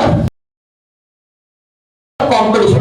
तो बोलते हैं कि देखो परफेक्ट कंपटीशन के अंदर या रादर हम ये प्योर कंपटीशन का कॉन्सेप्ट ऐसा है, हम किसी मार्केट में कब बोलते हैं कि प्योर कंपटीशन मार्केट में एग्जिस्ट करता है? वापस से हम कब ऐसा बोलते हैं कि मार्केट में प्योर कंपटीशन एग्जिस्ट करता है? जब ये तीन कंडीशन सेटिस्फाई होती है। मतलब अगर किसी मार्केट में ये तीनों कंडीशन सेटिस्फाई होगी तो हम बोलेंगे कि प्योर कंपटीशन एग्जिस्ट करता है। हाँ, और परफेक्ट कंपटीशन में प्योर कंपटीशन एग्जिस्ट करता ही है जनरली ऐसा। तो आपको पूछेगा प्योर कंडीशन की कंडीशंस, प्योर कंपटीशन की कंडीशंस क्या है? Large number of buyers and seller, monopolious products and free entry. अब आपको पूछेगा कौन सा जो है कंडीशन प्योर कंपटीशन का नहीं है, और आपको ये तीन ऑप्शन होंगे और चौथा ऑप्शन आपको दे देगा, समझ लो परफेक्ट नॉलेज। तो परफेक्ट नॉलेज नहीं है उसका, समझ लो। तो प्योर कंपटीशन के लिए ये तीन ही कंडीशन देखनी है, करेक्ट। फिर आता है perfect knowledge about market condition. अब हम परफेक्ट कंपटीशन की बात कर रहे थे ना, तो मार्केट में बायर्स और सेलर्स के पास पूरी इंफॉर्मेशन है मार्केट की कि कौन सा प्रोडक्ट कहां पे मिलेगा, कितने का मिलेगा, ठीक है। तो यहाँ पे इससे ही रिलेटेड होता है वेरी लो ट्रांजैक्शन कॉस्ट। अब जब हमारे कस्टमर्स को ऑलरेडी पता ही है कि प्रोडक्ट कैसा है और हमारा प्रोडक्ट कहां पे कितने का मिलता है ना, तो फिर एडवर्टाइजमेंट करके करूं क्या? समझ रहे? देखो हम जब एडवर्टाइजमेंट करते हैं कोई भी हमारे प्रोडक्ट का, तो हम एडवर्टाइजमेंट में ऐसा फील करवाते हैं सामने वाले को कि हमारा प्रोडक्ट क्यों बाकियों से अलग है। जब हमारा प्रोडक्ट ही बाकियों के जैसा है तो ऐड करके करेंगे क्या? तो इसलिए यहाँ पे क्या बोलते हैं कि नो एडवर्टाइजमेंट इज रिक्वायर्ड। तो एमसीक्यू आ सकता है, कहाँ पे एडवर्टाइजमेंट रिक्वायर्ड नहीं है? तो इससे सेलर्स का भी ट्रांजैक्शन कॉस्ट बहुत कम होता है, एडवर्टाइजमेंट पे ज्यादा खर्चा नहीं होता। इसको इसके लिए टेक्निकल टर्म होता है कैक, CAC है ना। तो क्या कस्टमर एक्विजिशन कॉस्ट इसको बोलते हैं। तो आप अगर शार्क टैंक वगैरह देखते होंगे तो उसमें कभी-कभी ये वर्ड यूज करते हैं कि आपको एक कस्टमर को अक्वायर करने में कितना खर्चा होता है ना, ऐसा। चलिए, तो इसको हम कैक भी बोलते हैं। चलो आगे बढ़ते हैं। फिर आता है all firms individually are undertaker. तो अंडरटेकर होते हैं सारे फर्म, ऑल फर्म्स इंडिविजुअली। मतलब क्या बोलते हैं, सबसे पहले परफेक्ट कंपटीशन में क्या होता है, सबसे पहले ना मार्केट में प्राइस डिटरमिन होती है। तो मार्केट परफेक्ट कंपटीशन मार्केट में डिमांड का कैसा होता है? शेप, वापस है shape of the demand curve in perfect competition market या इंडस्ट्री। यही तो गलत है ना, आंसर इसका डाउनवर्ड स्लोपिंग। समझ लो वापस से, मैंने क्या बोला? परफेक्ट कंपटीशन मार्केट या इंडस्ट्री में डिमांड कर्व का शेप क्या होता है? Downward sloping. तो ये जब मैं बना रहा हूँ, ये मैं मार्केट का डिमांड कर्व और परफेक्ट कंपटीशन मार्केट का सप्लाई कर्व बना रहा हूँ, समझा? तो सबसे पहले मार्केट में प्राइस डिसाइड होती है, मार्केट के डिमांड और सप्लाई के फोर्सेस से प्राइस डिसाइड होगी। अब ये वाली प्राइस जो है ये इंडिविजुअल फर्म ले लेता है। परफेक्ट कंपटीशन फर्म की का डिमांड कर डाउन ये होता है हॉरिजॉन्टल। परफेक्ट कंपटीशन इंडस्ट्री का डिमांड कर और perfect competition firm individual firm का डिमांड कर। फर्क समझ में आ रहा है दोनों में? तो वापस से परफेक्ट कॉम्पिटिशन इंडस्ट्री में डाउनवर्ड शॉपिंग ही होता है। तो इंडस्ट्री में पहले प्राइस डिसाइड होती है, तो और ये जो प्राइस आती है, अब ये प्राइस हर एक इंडिविजुअल सेलर अब ले लेता है ऐसा। तो इसलिए इंडिविजुअल सेलर का क्या होता है, horizontal demand curve parallel to the x axis. पक्का? चलिए, तो आपको ध्यान देना जब एमसीक्यू आता है, अगर आपको पूछा है कि परफेक्ट कंपटीशन फर्म का डिमांड कर्व कैसा, तो हॉरिजॉन्टल, और अगर परफेक्ट कंपटीशन इंडस्ट्री की बात कर रहे हैं तो फर्क समझ में आ गया ना। बस तो बोल रहे हैं कि ऑल फर्म्स, देखो उसने क्या बोला, all firms individually are price taker. Perfect competition market price taker, market price taker नहीं होता, मार्केट तो प्राइस बनाता है, मार्केट तो प्राइस बनाता है, बाद में इंडिविजुअल सेलर वो प्राइस को ले लेते हैं, इसलिए क्या प्राइस टेकर टेस्ट। ठीक है ना? ओके, तो एक और चीज आता है कि कौन से मार्केट में परफेक्ट मोबिलिटी होती है ऑफ रिसोर्सेस, ऐसा भी आता है एमसी। तो परफेक्ट मोबिलिटी मतलब जो भी सेलर चाहे वो कोई भी टाइप का रिसोर्सेस यूज कर सकता है, कोई मना ही नहीं। जैसे मोनोपोली में ऐसा होता है जनरली कि मोनोपोली सेलर जो है ना, वो कोई नया सेलर आता है तो उसको रिसोर्सेस ज्यादा यूज करने नहीं देता, ऐसा वो रोक लगाता है उन पे। ऐसे प्रैक्टिस करेगा कि नया सेलर जो है ना वो एग्जिस्टिंग रिसोर्सेस को यूज ना कर सके, या जो कंपनी से वो इनपुट मंगाता होगा तो मोनोपोली वाला बोलेगा कि ये जो नई कंपनी आई ना उसको इनपुट बेचना नहीं, समझ रहे हो, ऐसी हरकतें कर। तो वो चीजें यहाँ पे नहीं होती, यहाँ पे कोई भी टाइप का बैरियर नहीं होता है ऐसे। ठीक है, तो क्या है बताइए, ये परफेक्ट कंपटीशन। इसमें आपको और एक एमसीक्यू आता है कि कौन सा type of market is a myth, which type of market is a क्या बोलेंगे, फिर आपको मिथ मतलब कि परफेक्ट कंपटीशन की जितने भी फीचर्स हैं सारे के सारे कहीं दिखे, ऐसा पॉसिबल, फिर भी इसमें एग्जांपल दिए हैं। मतलब तो एग्रीकल्चर प्रोडक्ट्स का मार्केट कैसा है, परफेक्ट कंपटीशन है सर। तो अभी तो हम मिथ बोल रहे हैं, अभी एग्जांपल भी देखते हो, ये वाले जो एग्जांपल है ना, इसमें परफेक्ट कंपटीशन के ज्यादातर फीचर देखने को मिलते हैं, इसलिए ऐसा है, समझ रहे? आगे फिर आपको बोलेगा स्टॉक एक्सचेंज, ये किस टाइप का मार्केट है, आपको ऑप्शंस रहेगा, परफेक्ट कंपटीशन, मोनोपोलिस्टिक, मोनोपोली। क्या बोलेंगे, परफेक्ट कंपटीशन, क्योंकि ज्यादातर फीचर्स देखने को मिलते हैं उसके स्टॉक मार्केट में। फॉरेन एक्सचेंज मार्केट में ऐसा एमसीक्यू आए हुए हैं, फिर गोल्ड सिल्वर प्लैटिनम के मार्केट में भी ऐसे ही आपको फीचर्स देखने को मिलते हैं परफेक्ट कंपटीशन जैसे। देखो क्या लिखा है कि these type of markets approach the condition of perfect competition. समझ रहे, याद रहेगा? हेलो, आगे नेक्स्ट फिर हम बात करेंगे। हाँ, तो मैंने आपको बताया जैसे कि मार्केट का परफेक्ट कंपटीशन, मार्केट का डिमांड कर डाउनवर्ड शोल्डर पर इंडिविजुअल परफेक्ट कंपटीशन हॉरिजॉन्टल। तो अब मुझे बताइए, अगर डिमांड कर्व आपका अच्छा सुनिए, हमारा जो एवरेज रेवेन्यू कर्व है, ठीक है, हमारा जो एवरेज रेवेन्यू कर्व है परफेक्ट कंपटीशन फर्म के केस में, ठीक है, यही है एवरेज रेवेन्यू कर्व। या अगर हम चलो नॉर्मली बात करें, हम नॉर्मली अगर पहले इम्परफेक्ट कंपटीशन की बात करें, ठीक है, मुझे बताओ कि इम्परफेक्ट कंपटीशन में आज सुबह ही आपको पढ़ाया, क्या पढ़ाया? मैंने बोला कि अगर इम्परफेक्ट कंपटीशन में अगर आपको ज्यादा यूनिट बेचना है तो प्राइस को कम करना पड़ता है। तो मैं क्या ऐसा बोल सकता हूँ कि अगर जैसे यहाँ पे क्वांटिटी है और यहाँ पे एवरेज मैंने प्लॉट किया, तो जैसे जैसे क्वांटिटी बढ़ेगी तो प्राइस को कम करना पड़ेगा। तो ऐसा बनता है एवरेज रेवेन्यू कर्व। कहाँ पे? इम्परफेक्ट। अभी परफेक्ट की बात नहीं कर रहा है, इम्परफेक्ट कंपटीशन, करेक्ट। तो मुझे एक बात बताइए, समझो अगर मैंने यहाँ पे पॉइंट लिया ऐसा, ये पॉइंट क्या बताएगा कि ये वाली क्वांटिटी के लिए आपको इतना एवरेज रेवेन्यू चार्ज करना चाहिए। क्या एवरेज रेवेन्यू प्राइस होता है? यस सर, हर मार्केट में। अब बताइए मुझे डिमांड कर्व क्या बताता है? क्या डिमांड कर्व भी यही चीज बताता है कि कोई एक पॉइंट पे हमें कितने क्वांटिटी पे कितनी प्राइस चार्ज करनी चाहिए? यस सर, मतलब कि average revenue curve acts as the demand curve, समझ रहे हो? यस। एवरेज रेवेन्यू कर्व की जो हरकतें हैं वो डिमांड कर्व के जैसी हरकतें हैं। तो एवरेज रेवेन्यू कर्व हर मार्केट का डिमांड कर्व होता है, हर मार्केट का, हर इंडिविजुअल फर्म का। वापस से मैं क्या बोल रहा हूँ, एवरेज रेवेन्यू कर्व चाहे परफेक्ट कंपटीशन फर्म का हो, चाहे मोनोपोली फर्म का हो, चाहे मोनोपोलिस्टिक फर्म का हो, क्या होता है वो? डिमांड कर्व होता है उस फर्म का। समझ में आ रही बात है? क्यों? क्योंकि दोनों की हरकतें देख रहे हो ना आप, आपने अभी तो आपको बताया दोनों की हरकतें क्या है, तो इसलिए यहाँ पे क्या है कि डिमांड कर्व जो है बेटा, प्लीज सुनिए, यहाँ पे जो डिमांड, जो एवरेज रेवेन्यू कर्व है ना, उसको ही डिमांड कर्व लिखा है। और चूंकि हम परफेक्ट कॉम्पिटिशन में हैं, तो एवरेज रेवेन्यू ही क्या होता है, मार्जिन रेवेन्यू। इससे मार्जिन रेवेन्यू का कर्व भी यही होता है परफेक्ट कॉम्पिटिशन में। बस। अच्छा, अब हमने पढ़ा था interpretation of values economics chapter 2 में, है ना?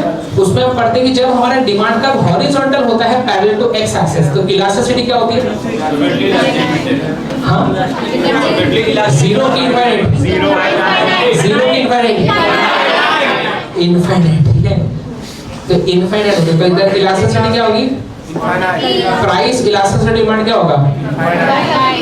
इनफाइनाइट होगा, पक्का? 100%? सोच लो। तो देखो क्या लिखा है कि demand curve of each perfect combination firm is perfectly और इनफाइनाइटली, याद रहेगा? आगे बढ़ेंगे।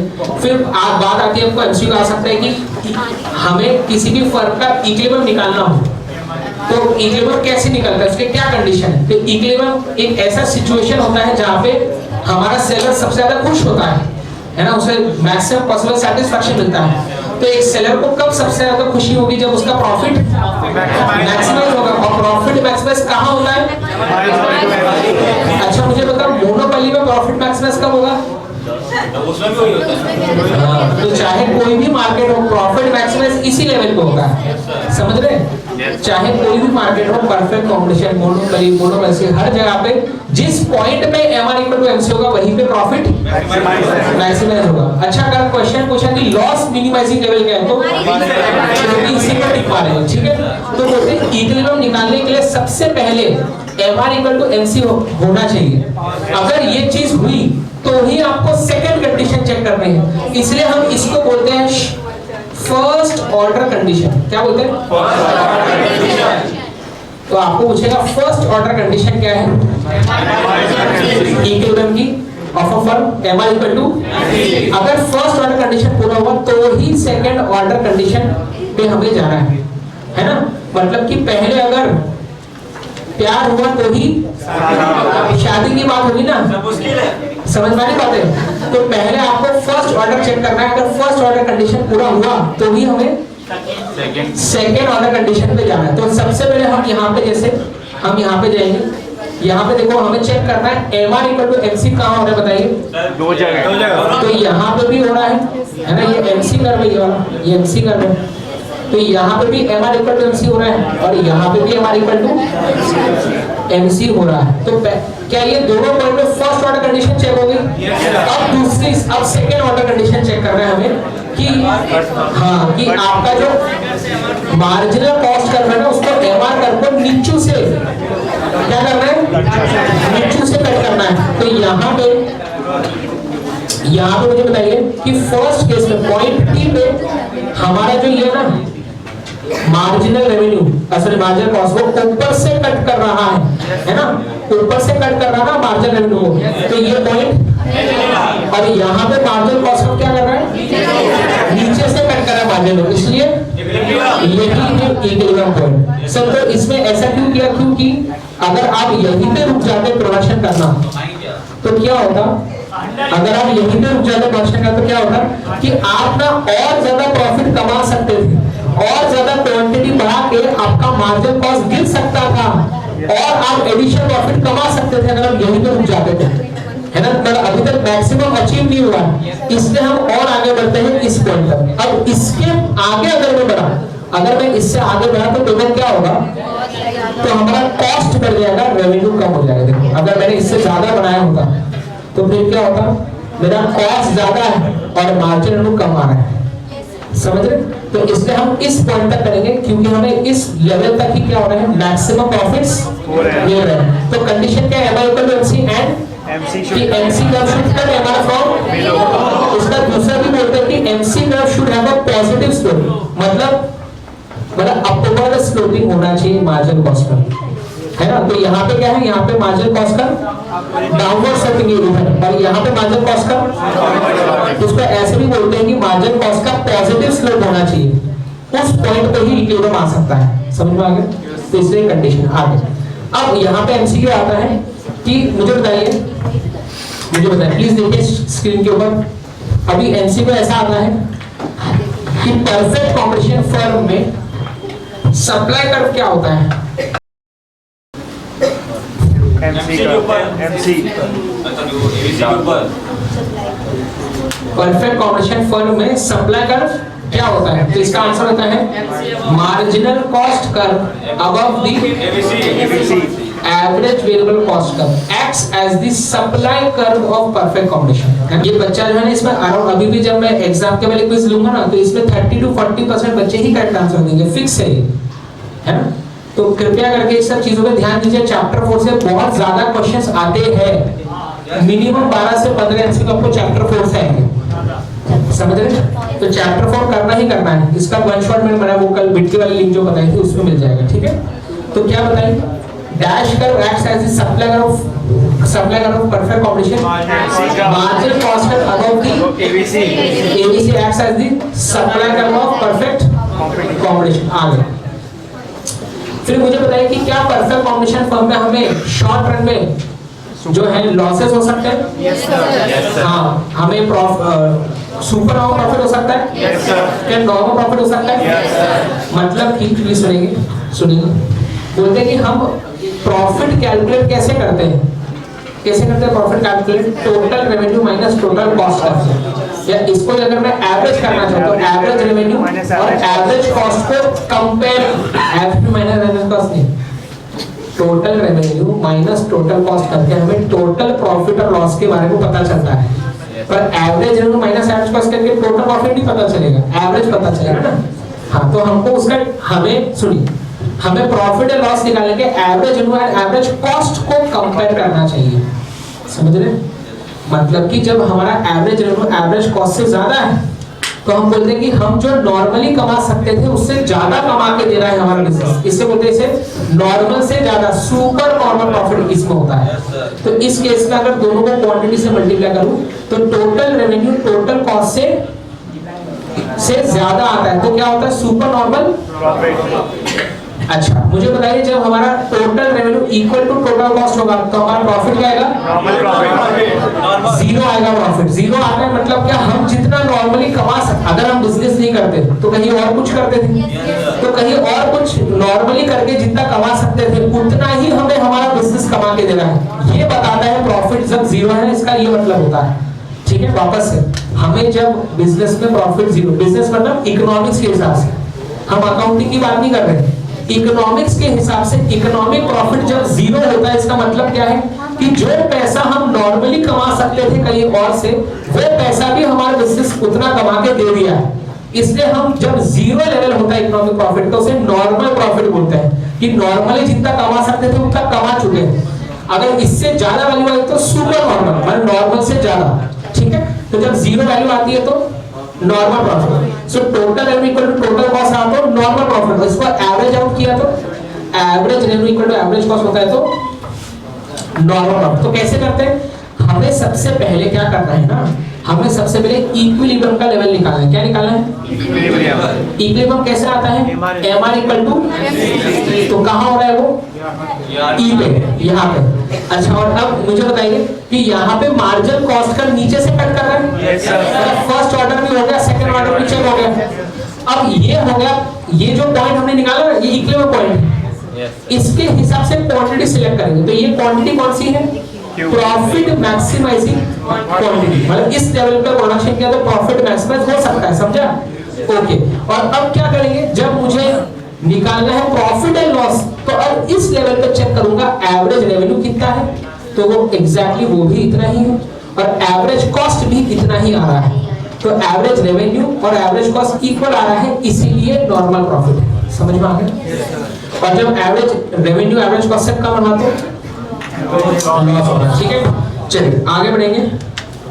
हाँ, अब परफेक्ट कॉम्बिनेशन में क्या होता है, चाहे आपको शॉर्ट रन में सुपर नॉर्मल प्रॉफिट हो या शॉर्ट रन में नॉर्मल प्रॉफिट हो या लॉसेस हो, लॉन्ग रन में क्या होता है, परफेक्ट कॉम्बिनेशन के केस में आपको नॉर्मल प्रॉफिट ही बचता है। ऐसा क्यों होता है? फ्री एंट्री एंड एग्जिट होता है। तो जिस मार्केट में फ्री एंट्री एंड एग्जिट होता है वहां पे लॉन्ग रन में नॉर्मल प्रॉफिट ही हो सकता है। तो इसलिए मोनोपोलिस्टिक कंपटीशन और monopolistic competition and perfect competition, ये दोनों में फ्री एंट्री एंड एग्जिट है, इसलिए दोनों में लॉन्ग रन में नॉर्मल प्रॉफिट होता है। इसका लॉजिक ये है जो स्क्रीन पे मैंने दिखा रहा है, अभी मैं इसको पढ़ नहीं रहा हूँ क्योंकि समय कम है, ठीक है। तो अभी लॉजिक को छोड़े, अब याद रखेंगे हम कि लॉन्ग रन में परफेक्ट कंपटीशन में सिर्फ नॉर्मल प्रॉफिट ही होता है, ठीक है। आगे फिर हम बात करेंगे कि देखो लॉन्ग रन में हमारा परफेक्ट कंपटीशन फर्म इक्विलिब्रियम में कब आता है, तो जब हमारा फर्म लॉन्ग रन में long run average cost curve के मिनिमम पॉइंट पे प्रोडक्शन करता है, तभी हमारा perfect competition firm long run equilibrium में आता है। सर तो हम अभी क्या पढ़ रहे थे, हम अभी पढ़ रहे थे हम पढ़ रहे थे कि शॉर्ट रन में इक्विलिब्रियम में कब आएगा परफेक्ट कंपटीशन फर्म। हम अभी ये पढ़ रहे थे कि शॉर्ट रन में एक फर्म का इक्विलिब्रियम कैसे आएगा, राइट। तो उसके लिए ये दो कंडीशन है, पर लॉन्ग रन में फर्म का इक्विलिब्रियम कैसे आएगा उसके लिए ये वाला कंडीशन है, क्या कि हमारा जो है हम long run average cost curve के मिनिमम पॉइंट पे प्रोडक्शन होना चाहिए, तभी हम क्या बोलेंगे कि हमारा perfect competition firm long run के इक्विलिब्रियम में, ठीक है। इतना याद रखेंगे। आगे नेक्स्ट, फिर इसमें आप बात आती है कि अभी तक हम फर्म की बात कर रहे थे, अब हम इंडस्ट्री की बात कर रहे हैं कि लॉन्ग रन में परफेक्ट कंपटीशन इंडस्ट्री मतलब सारे फर्म्स मिला के इक्विलिब्रियम में कब आएंगे। तो इंडस्ट्री का इक्विलिब्रियम है कि सारे फर्म्स जो है वो इंडिविजुअली पहले इक्विलिब्रियम होने चाहिए वापस। Perfect competition industry long run equilibrium में कब आएगा, जब हर एक इंडस्ट्री में वो सारी इक्विलिब्रियम में होनी चाहिए, तो ही हम बोलेंगे कि पूरी इंडस्ट्री इक्विलिब्रियम है। समझ पा रहे हो बात करो। आगे फिर there should no firm should have an incentive to either enter or exit the industry, है ना। तो चूंकि सारा फर्म ऑलरेडी नॉर्मल प्रॉफिट कमा रहे हैं, तो वो सोचेंगे कि अब मैं छोड़ के जाऊं भी कहां, दूसरी जगह पे भी नॉर्मल जितना कमा सकता था उतना मिल रहा है, तो बिजनेस कंटिन्यू करेंगे। और नए लोग भी नहीं जुड़ेंगे क्योंकि नए सेलर्स बोलेंगे कि जितना नॉर्मल मिलता है उतना ही मिल पा रहा है, तो हम काय को चालू करें बिजनेस। तो जब परफेक्ट कंपटीशन इंडस्ट्री इक्विलिब्रियम में होता है तो कोई भी फर्म के पास इंसेंटिव नहीं होता एंट्री या एग्जिट का, समझ रहे। एंड फाइनली हेलो कि जो प्राइस मार्केट में चल रही है वो मार्केट डिमांड और मार्केट सप्लाई के इंटरसेक्शन से आई हुई प्राइस होनी चाहिए।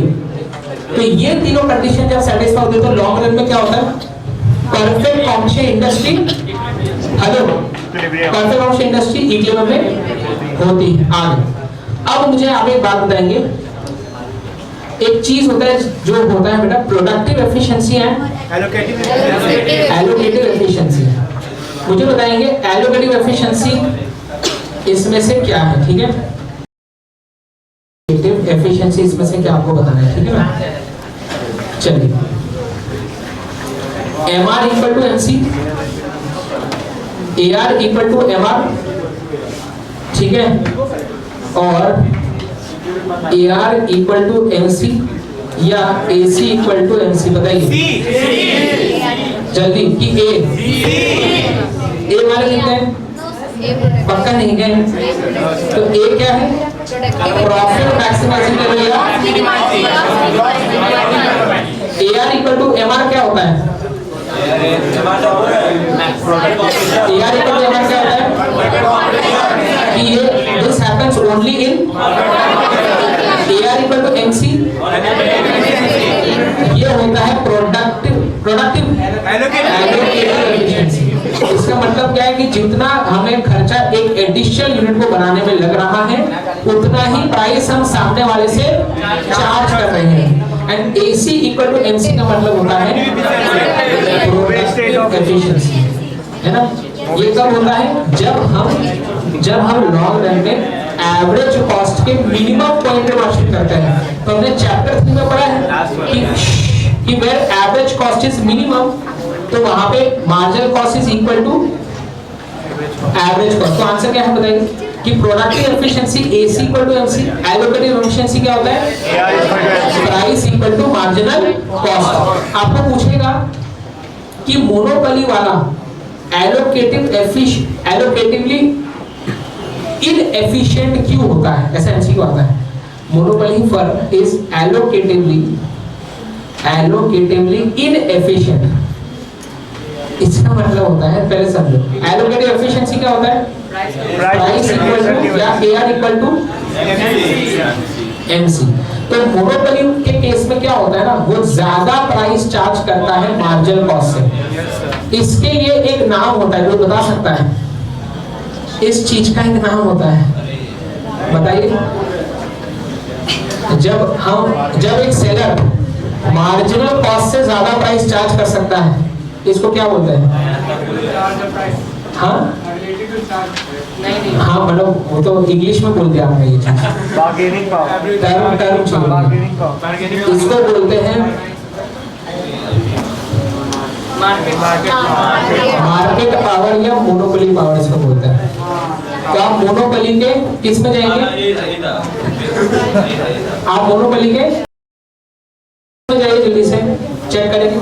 देखो मोनोपोली के फीचर में दिख रहा है आपको market power, the ability to charge a price above the marginal cost and earn positive profit। क्या होता है? आ सकता है ना, ये सेम चीज सीए इंटर ईएफएफ में भी आता है, ये वाला कॉन्सेप्ट आएगा आगे, तो इससे हमें याद होना चाहिए, ठीक है? ओके, आगे। तो मोनोपोली क्या होता है? अलोन टू सेल, जहाँ पे सिंगल सेलर हो और हमारे प्रोडक्ट का कोई क्लोज सब्स्टिट्यूट है ही नहीं, हमारे जैसा प्रोडक्ट मार्केट में कहीं और मिलता ही नहीं है, तभी तो हमारी मोनोपोली। ये सुनो, ठीक है? तो मोनोपोली में सिंगल सेलर होता है, यहाँ पे बैरियर टू एंट्री होती है एंड क्लोज सब्स्टिट्यूट्स नहीं है। हाँ, तो क्रॉस इलास्टिसिटी क्या होगी? पक्का कि इनफाइनाइट? तो आपको पूछेगा क्रॉस इलास्टिसिटी जीरो या वेरी स्मॉल का होता है? क्रॉस इलास्टिसिटी इनफाइनाइट का होता है? अभी कर दिया हमने, करेक्ट। ऐसे जवाब दीजिए तो सब लोग जग जाएंगे। आगे, प्राइस इलास्टिसिटी और डिमांड प्लीज बताएंगे। प्राइस इलास्टिसिटी और डिमांड परफेक्ट कॉम्बिनेशन में क्या होगा? प्राइस इलास्टिसिटी और डिमांड परफेक्ट कॉम्बिनेशन में, हाँ, परफेक्टली, है ना? हाँ, लेकिन मोनोपोली के केस में लेस देन वन, इनइलास्टिक, है ना? तो price elasticity of demand monopoly फर्क के केस में, मुझे बताइए जल्दी से, इन विच टाइप ऑफ, जल्दी सवाल पूछ रहा हूँ, in which type of markets industry and firm are the same? अरे परफेक्ट कॉम्पिटिशन ना कि मोनोपोली? पक्का? जो फर्म है वही इंडस्ट्री है ना, क्योंकि इंडस्ट्री में क्या बताइए? एक ही है। तो आप और मैं अलग थोड़ी है ना, एक ही है कि नहीं? आगे नेक्स्ट, फिर क्या बोलते हैं कि मोनोपोली के रेवेन्यू टर्म में क्या होता है बताएंगे? कि मोनोपोली के केस में मार्जिनल रेवेन्यू एवरेज रेवेन्यू में से कम वैल्यू किसकी होती है? है ना? तो मोनोपोली में मार्जिनल रेवेन्यू की वैल्यू हमेशा कम होती है एवरेज रेवेन्यू से, राइट? तो इसमें आप बोलते हैं कि देखो ऐसा, बिल्कुल सही। तो क्या बोलते हैं कि the slope of marginal revenue is twice the slope of average revenue. कहाँ होता है ये? बोलते हैं कि मार्जिनल रेवेन्यू का जो कर्व है ना, वो ये एक्स एक्सिस को एग्जैक्टली, है ना, ये एवरेज रेवेन्यू और ये एक्स एक्सिस को एग्जैक्टली बाइसेक्ट करता है ना, बीच से कट करता है, ये समझो। फिर एक होता है सिंपल मोनोपोली, एक होता है डिस्क्रिमिनेटिंग मोनोपोली। सिंपल मोनोपोली मतलब नहीं पता है जो ऐसा मोनोपोली जो सारे कस्टमर्स को यूनिफॉर्म प्राइस चार्ज करेगा, उसे क्या बोलते हैं? अब पता चल गया। और डिस्क्रिमिनेटिंग मोनोपोली मतलब ऐसा मोनोपोली सेलर जो सेम प्रोडक्ट के लिए अलग कस्टमर से अलग प्राइस चार्ज कर रहा है, ठीक है? अगर मोनोपोली में भी शॉर्ट टर्म इक्विलिब्रियम कब आएगा फर्म का? सेम कंडीशन जो पहले पड़ी थी, है ना? अच्छा, क्या मोनोपोली वाले को लॉस हो सकता है? हो सकता है, मोनोपोली वाले को शॉर्ट रन में लॉस हो सकता है। तो जब एवरेज कॉस्ट से कम होगा शॉर्ट रन में तो लॉस होगा, है ना? तो शॉर्ट रन में लॉस हो सकता है, लेकिन लॉन्ग रन में वहां पे क्या होता है? Super normal. आगे नेक्स्ट, प्राइस डिस्क्रिमिनेशन क्या होता है? कि जब एक सेलर,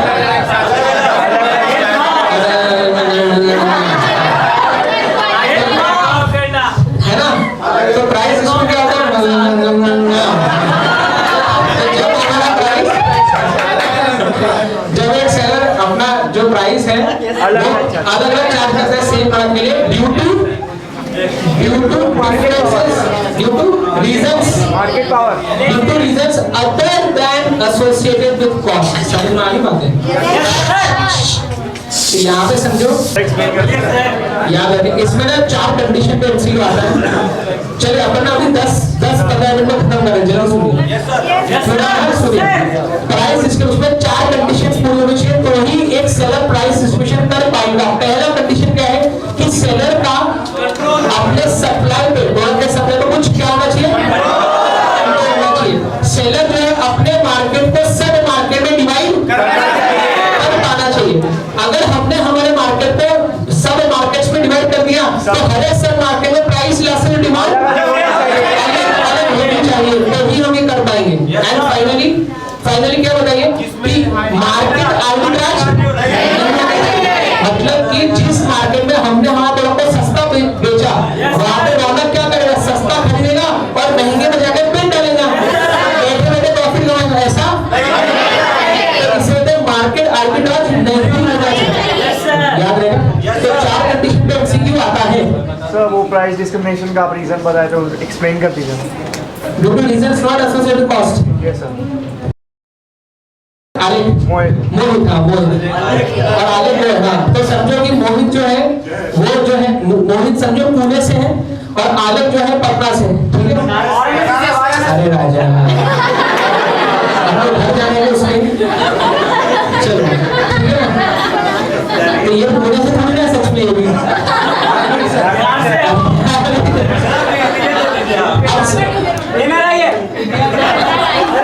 अब सुनो ऐसे बोलो समझ आए। तो समझो अभी मैंने बुक बनाया और मैंने इससे भी ऑर्डर किया, इससे भी ऑर्डर किया, ठीक है। अब ये सबने नागपुर में रहता है तो मैंने उसको बोला कि भाई काम कर तू हमारे क्या दुकान पे आ जाए, वहीं से लेके जा। तो इसको मुझे जब मैं बुक दूंगा तो इसको मुझे डिलीवरी चार्ज लगाने की जरूरत नहीं, समझ रहे हो। पर जब वो पटना से ऑर्डर करेगा तो उसको डिलीवरी चार्ज लगाना पड़ेगा, तब जाके बुक दे पाऊंगा। अब मैं जो मेरा बुक है वो आपको क्यों कम खर्चे में दे पाया, कम कॉस्ट में, क्योंकि मुझे खर्चा कम पड़ रहा था आपके केस में, उसके केस में ज्यादा पड़ रहा है, उससे ज्यादा प्राइस चार्ज किया, तो दोनों से प्राइस अलग अलग चार्ज कर रहा हूँ। ये प्राइस डिस्क्रिमिनेशन है या नहीं, ये बताओ। ये नहीं है। कॉस्ट के डिफरेंसेस की वजह से हम प्राइस अलग चार्ज कर रहे हैं, वो प्राइस डिस्क्रिमिनेशन। हाँ तो सर फिर प्राइस डिस्क्रिमिनेशन है क्या, हमारे मार्केट को जब हम 2 सब मार्केट में डिवाइड करेंगे, एक मार्केट में ऐसे लोग रहते हैं जिसकी डिमांड इलास्टिक है, मतलब प्राइस बढ़ा तो धंधा से डिमांड कम कर देंगे, और एक ऐसा मार्केट है जहाँ पे रिच लोग रहते हैं कि प्राइस बढ़ भी गई ना तो डिमांड में बहुत ज्यादा कम। तो इलास्टिक डिमांड में हम प्राइस क्या करेंगे, कम रखेंगे, और इनइलास्टिक डिमांड में प्राइस सेम प्रोडक्ट के लिए, इसको बोलते हैं प्राइस। चलिए अब लास्ट चीज देखेंगे, फिर हम आगे की चीजें करेंगे बाद में YouTube पे। चलिए आखिरी चीज देखो मोनोपोली में आ जाओ, ये चीज बस सुन लो। Degree of price discrimination of degree of क्या प्राइस डिस्क्रिमिनेशन किससे दिया था पहले एमसीक्यू आता है, टिगो ने दिया था, ठीक है। तो टिगो ने बोला first degree, second degree and. तो अभी जो भी ऐसा किया उसको क्या मिलेंगी, ठीक है ना। तो फर्स्ट डिग्री क्या होता है, जब हम कस्टमर वाइज अलग अलग प्राइस चार्ज करते हैं तो कस्टमर अलग प्राइस चार्ज किया तो फर्स्ट डिग्री। सेकंड डिग्री होता है जब क्वांटिटी वाइज, जब ऐसा होता है जब हम बड़ा पैक खरीदते हैं, इसका साबुन का है, साबुन का बड़ा पैक खरीदते हैं तो ज्यादा क्वांटिटी खरीदते हैं सस्ता पड़ेगा ना। हाँ तो क्या बताइए क्वांटिटी वाइज अगर प्राइस अलग अलग प्राइस चार्ज होगी तो सेकंड डिग्री, या consecutive purchases for the second degree. Attribute wise जब हमने हमारे मार्केट को कस्टमर सेगमेंट में डिवाइड कर दिया, कस्टमर एट्रीब्यूट्स, मतलब कि मैंने मेरे मार्केट को जो है जैसे एमवी होगा तो मैंने यंगस्टर्स एंड ओल्ड है ना, ओल्ड पीपल, तो इसमें मैंने अगर डिवाइड कर दो यंगस्टर्स के लिए अलग प्राइस और बुजुर्ग लोगों के लिए अलग प्राइस, ऐसा रख सकते हैं। तो हमने हमारे मार्केट को कस्टमर एट्रीब्यूट्स के हिसाब से बांट दिया और अलग अलग मार्केट में अलग अलग प्राइस, इसे क्या बोलते हैं, हमने हमारे मार्केट को लोकेशन वाइज लोकेशन में डिवाइड किया है कि जैसे अगर मैं मेरा प्रोडक्ट इंडिया में बेचूंगा तो 500 रुपए, मैं मेरा प्रोडक्ट यूएसए में बेचूंगा तो 800 रुपए। अगर मैंने क्या किया, लोकेशन वाइज डिवाइड करके मार्केट में, फिर से किस में आएगा, ठीक है ना? एकदम जोरदार। और कुछ बता दो इसमें जल्दी से, थोड़ा सा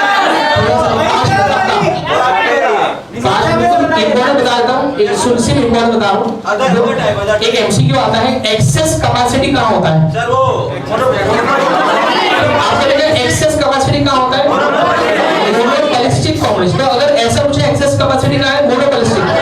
अगर ऐसा पूछे एक्सेस कैपेसिटी कहाँ नहीं होता, परफेक्ट कॉम्बिनेशन।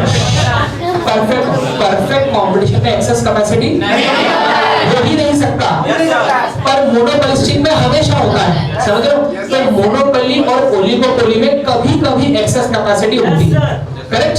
पर मोनोपोलिस्टिक में एक्सेस कैपेसिटी। तो अगर पूछा एक्सेस कैपेसिटी कहाँ होता है, कहाँ नहीं होता, बस ऐसा। आगे तो किसी जा रहे हैं। ओलिगोपोली क्या होता है, सेलिंग, जहाँ पे बाय सेलर्स क्या, फ्यू सेलर्स होते हैं, ठीक है? जल्दी बताएंगे। प्योर ओलिगोपोली क्या होता है, जहाँ पे होमोजेनियस प्रोडक्ट्स बिकते हैं। यहाँ ये ऐसा ओलिगोपोली होता है जहाँ पे जो ये जो प्रोडक्ट्स बनाते हैं ना, वो प्रोडक्ट्स दूसरे कंपनी के इनपुट होते हैं।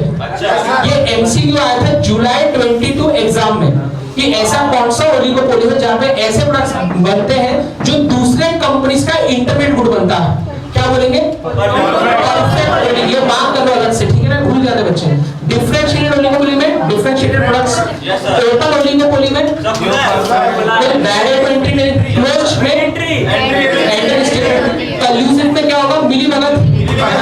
कल्यूजन मतलब मिलीभगत है ना, मतलब कि पहले ही 5 सेलर्स है मार्केट में, उसमें भी 3 सेलर्स मिल गए इंटरनली और वो मिलके डिसीजंस ले रहे सारे प्राइस आपको, तो गलत है, कॉम्पिटिशन गलत है। कल्यूजिव ओलिगोपोली और कॉम्पिटिटिव ओलिगोपोली मतलब जहां पे ऐसी मिलीभगत नहीं है। पार्शियल ओलिगोपोली मतलब जहां पे ऐसा ओलिगोपोली मार्केट जहां पे एक सिंगल सेलर ज्यादा डोमिनेट कर रहा है पूरे मार्केट में, उसको बोलते हैं पार्शियल ओलिगोपोली। फुल ओलिगोपोली क्या होगा, जहां पे कोई प्राइस लीडरशिप नहीं है, क्या मतलब यहाँ पे कोई ऐसा लीडर टाइप कोई नहीं होता, ठीक है? कहां पे, फुल में। नेक्स्ट सिंडिकेटेड मतलब सिंडिकेटेड साथ मिलके एक साथ बेचते हैं, है ना, साथ मिलके क्या कर बेच रहे हैं प्रोडक्ट्स। तो एसएस याद रखेंगे, है ना, पुष्पा एसएस याद रखेंगे, एसएस है ना, साथ में मिलके बेचे तो सिंडिकेटेड ओलिगोपोली। लेकिन हम साथ में मिलके सिर्फ प्राइस और आउटपुट डिसाइड कर रहे हैं, माल साथ में बेच नहीं रहे हैं, तो ऑर्गेनाइज्ड ओलिगोपोली। समझ लो बात? तो क्या ऐसा बोल सकते हो कि कल्यूसिव ओलिगोपोली के ही ये फर्दर एग्जांपल्स है, फर्दर टाइप्स है। कल्यूसिव के ही ये टाइप्स है, सिंडिकेटेड और ऑर्गेनाइज्ड। समझ में आ गया? आगे फिर एक चीज आता है अदर टाइप स्ट्रेटेजिक इंटरडिपेंडेंस। कहाँ होता है, ओलिगोपोली मतलब एक सेलर ने कुछ भी किया तो तुरंत दूसरा सेलर उसको कॉपी करना। अगर कोका कोला वाला सलमान खान को लेके आएगा ऐड करने के लिए, तो पेप्सी वाला क्या है, थैंक यू, आगे बढ़ेंगे। एडवर्टीजमेंट कहाँ पे सबसे ज्यादा होता है, ओलिगोपोली मार्केट में, एडवर्टीजमेंट है ना। आप देखो अभी भी कोका कोला पेप्सी का हर जगह दिखती है आपको, टीवी में भी बहुत आती है, ठीक है? और आगे आगे आगे एक होता है कि देखो हम ना ओलिगोपोली में हम ओलिगोपोली में प्राइस और आउटपुट डिसाइड नहीं कर सकते, है ना, क्योंकि अगर मैंने प्राइस को कम किया, तो मैं जब ऐसा सोच रहा हूँ प्राइस को कम करके आउटपुट बढ़ेगा, मैं जब प्राइस कम करता हूँ तो बाकी लोग तुरंत कॉपी करते हैं, बाकी सेलर वो भी प्राइस कम कर देते हैं। तो हमारे केस में ना हम एक फाइनल डिमांड कर्व नहीं बना पाते हैं ओलिगोपोली में। तो इसके लिए कुछ रास्ता निकाला है, बोलते हैं चलो हम कुछ मॉडल बनाते हैं, कुछ ऐसे अजम्पशंस लेके मॉडल बनाते हैं जिससे हम प्राइस और आउटपुट बना सके। एक है कोरनर मॉडल। क्या है कोरनर मॉडल? बोलता है कि बोले तुम एक काम करो ना, फर्म का कंट्रोल लेवल होता है आउटपुट, तुम अपने हिसाब से आउटपुट डिसाइड करो कितना बनाना है, फिर प्राइस के बारे में सोचना। समझ रहे? इसका ही उल्टा बोलता है बर्ट्रैंड मॉडल। बर्ट्रैंड बोलता है कि एक फर्म का कंट्रोल लेवल होता है प्राइस, तुम प्राइस को सिलेक्ट, तुम प्राइस पहले सोच लो क्या करना है, आउटपुट फिर उसके बाद सोचना। और स्टैकलबर्ग बोलता है कि जनरली जो है ना पार्शियल ओलिगोपोली ज्यादातर होता है, जहाँ पे एक बड़ा सेलर है जो लीडर है तो वो सबसे पहले डिसाइड करेगा कितना आउटपुट बनाना है, उसके बाद बाकी छोटे सेलर देखते बैठे। तो कोरमान ने क्या बोला, कंट्रोल वेरिएबल क्या है कोरमान का आउटपुट, बैक एंड का कंट्रोल वेरिएबल, और स्टैकर बॉट ने क्या बोला कि भैया याद रहेगा ये भूल जाएगा। फिर आगे कितनी डिमांड का होता है, कौन सी इकोनॉमिक्स कौन है स्वीजी, तो इसलिए इसको हम क्या बोलते हैं स्वीजी मॉडल बोलते हैं, करेक्ट। तो मुझे बताइए किंग कहां पे होता है सर वो किंग होता है एट द प्रीवेलिंग प्राइस, क्या होता है एट द, हाँ तो ये एमसीक्यू आता है, king is at the level of prevailing price. फिर मुझे बताएंगे किंग के ऊपर वाला डिमांड का कैसा होता है इलास्टिक, और किंग के नीचे वाला, अगर हमने प्राइस बढ़ाया तो बाकी सारे प्राइस नहीं बढ़ाएंगे, तो क्या होगा, हम जब प्राइस बढ़ाएंगे ना हमारा डिमांड करने से गिरेगा, हम जब प्राइस कम करेंगे तो बाकी सारे वो भी कम कर देंगे, तो हमारा डिमांड ज्यादा, तो प्राइस बढ़ाया तो डिमांड करने से कम, इलास्टिक डिमांड, प्राइस कम किया तो डिमांड ज्यादा कम नहीं होगा, इनइलास्टिक डिमांड। समझ में आ गया, किंग के ऊपर इलास्टिक, किंग के नीचे,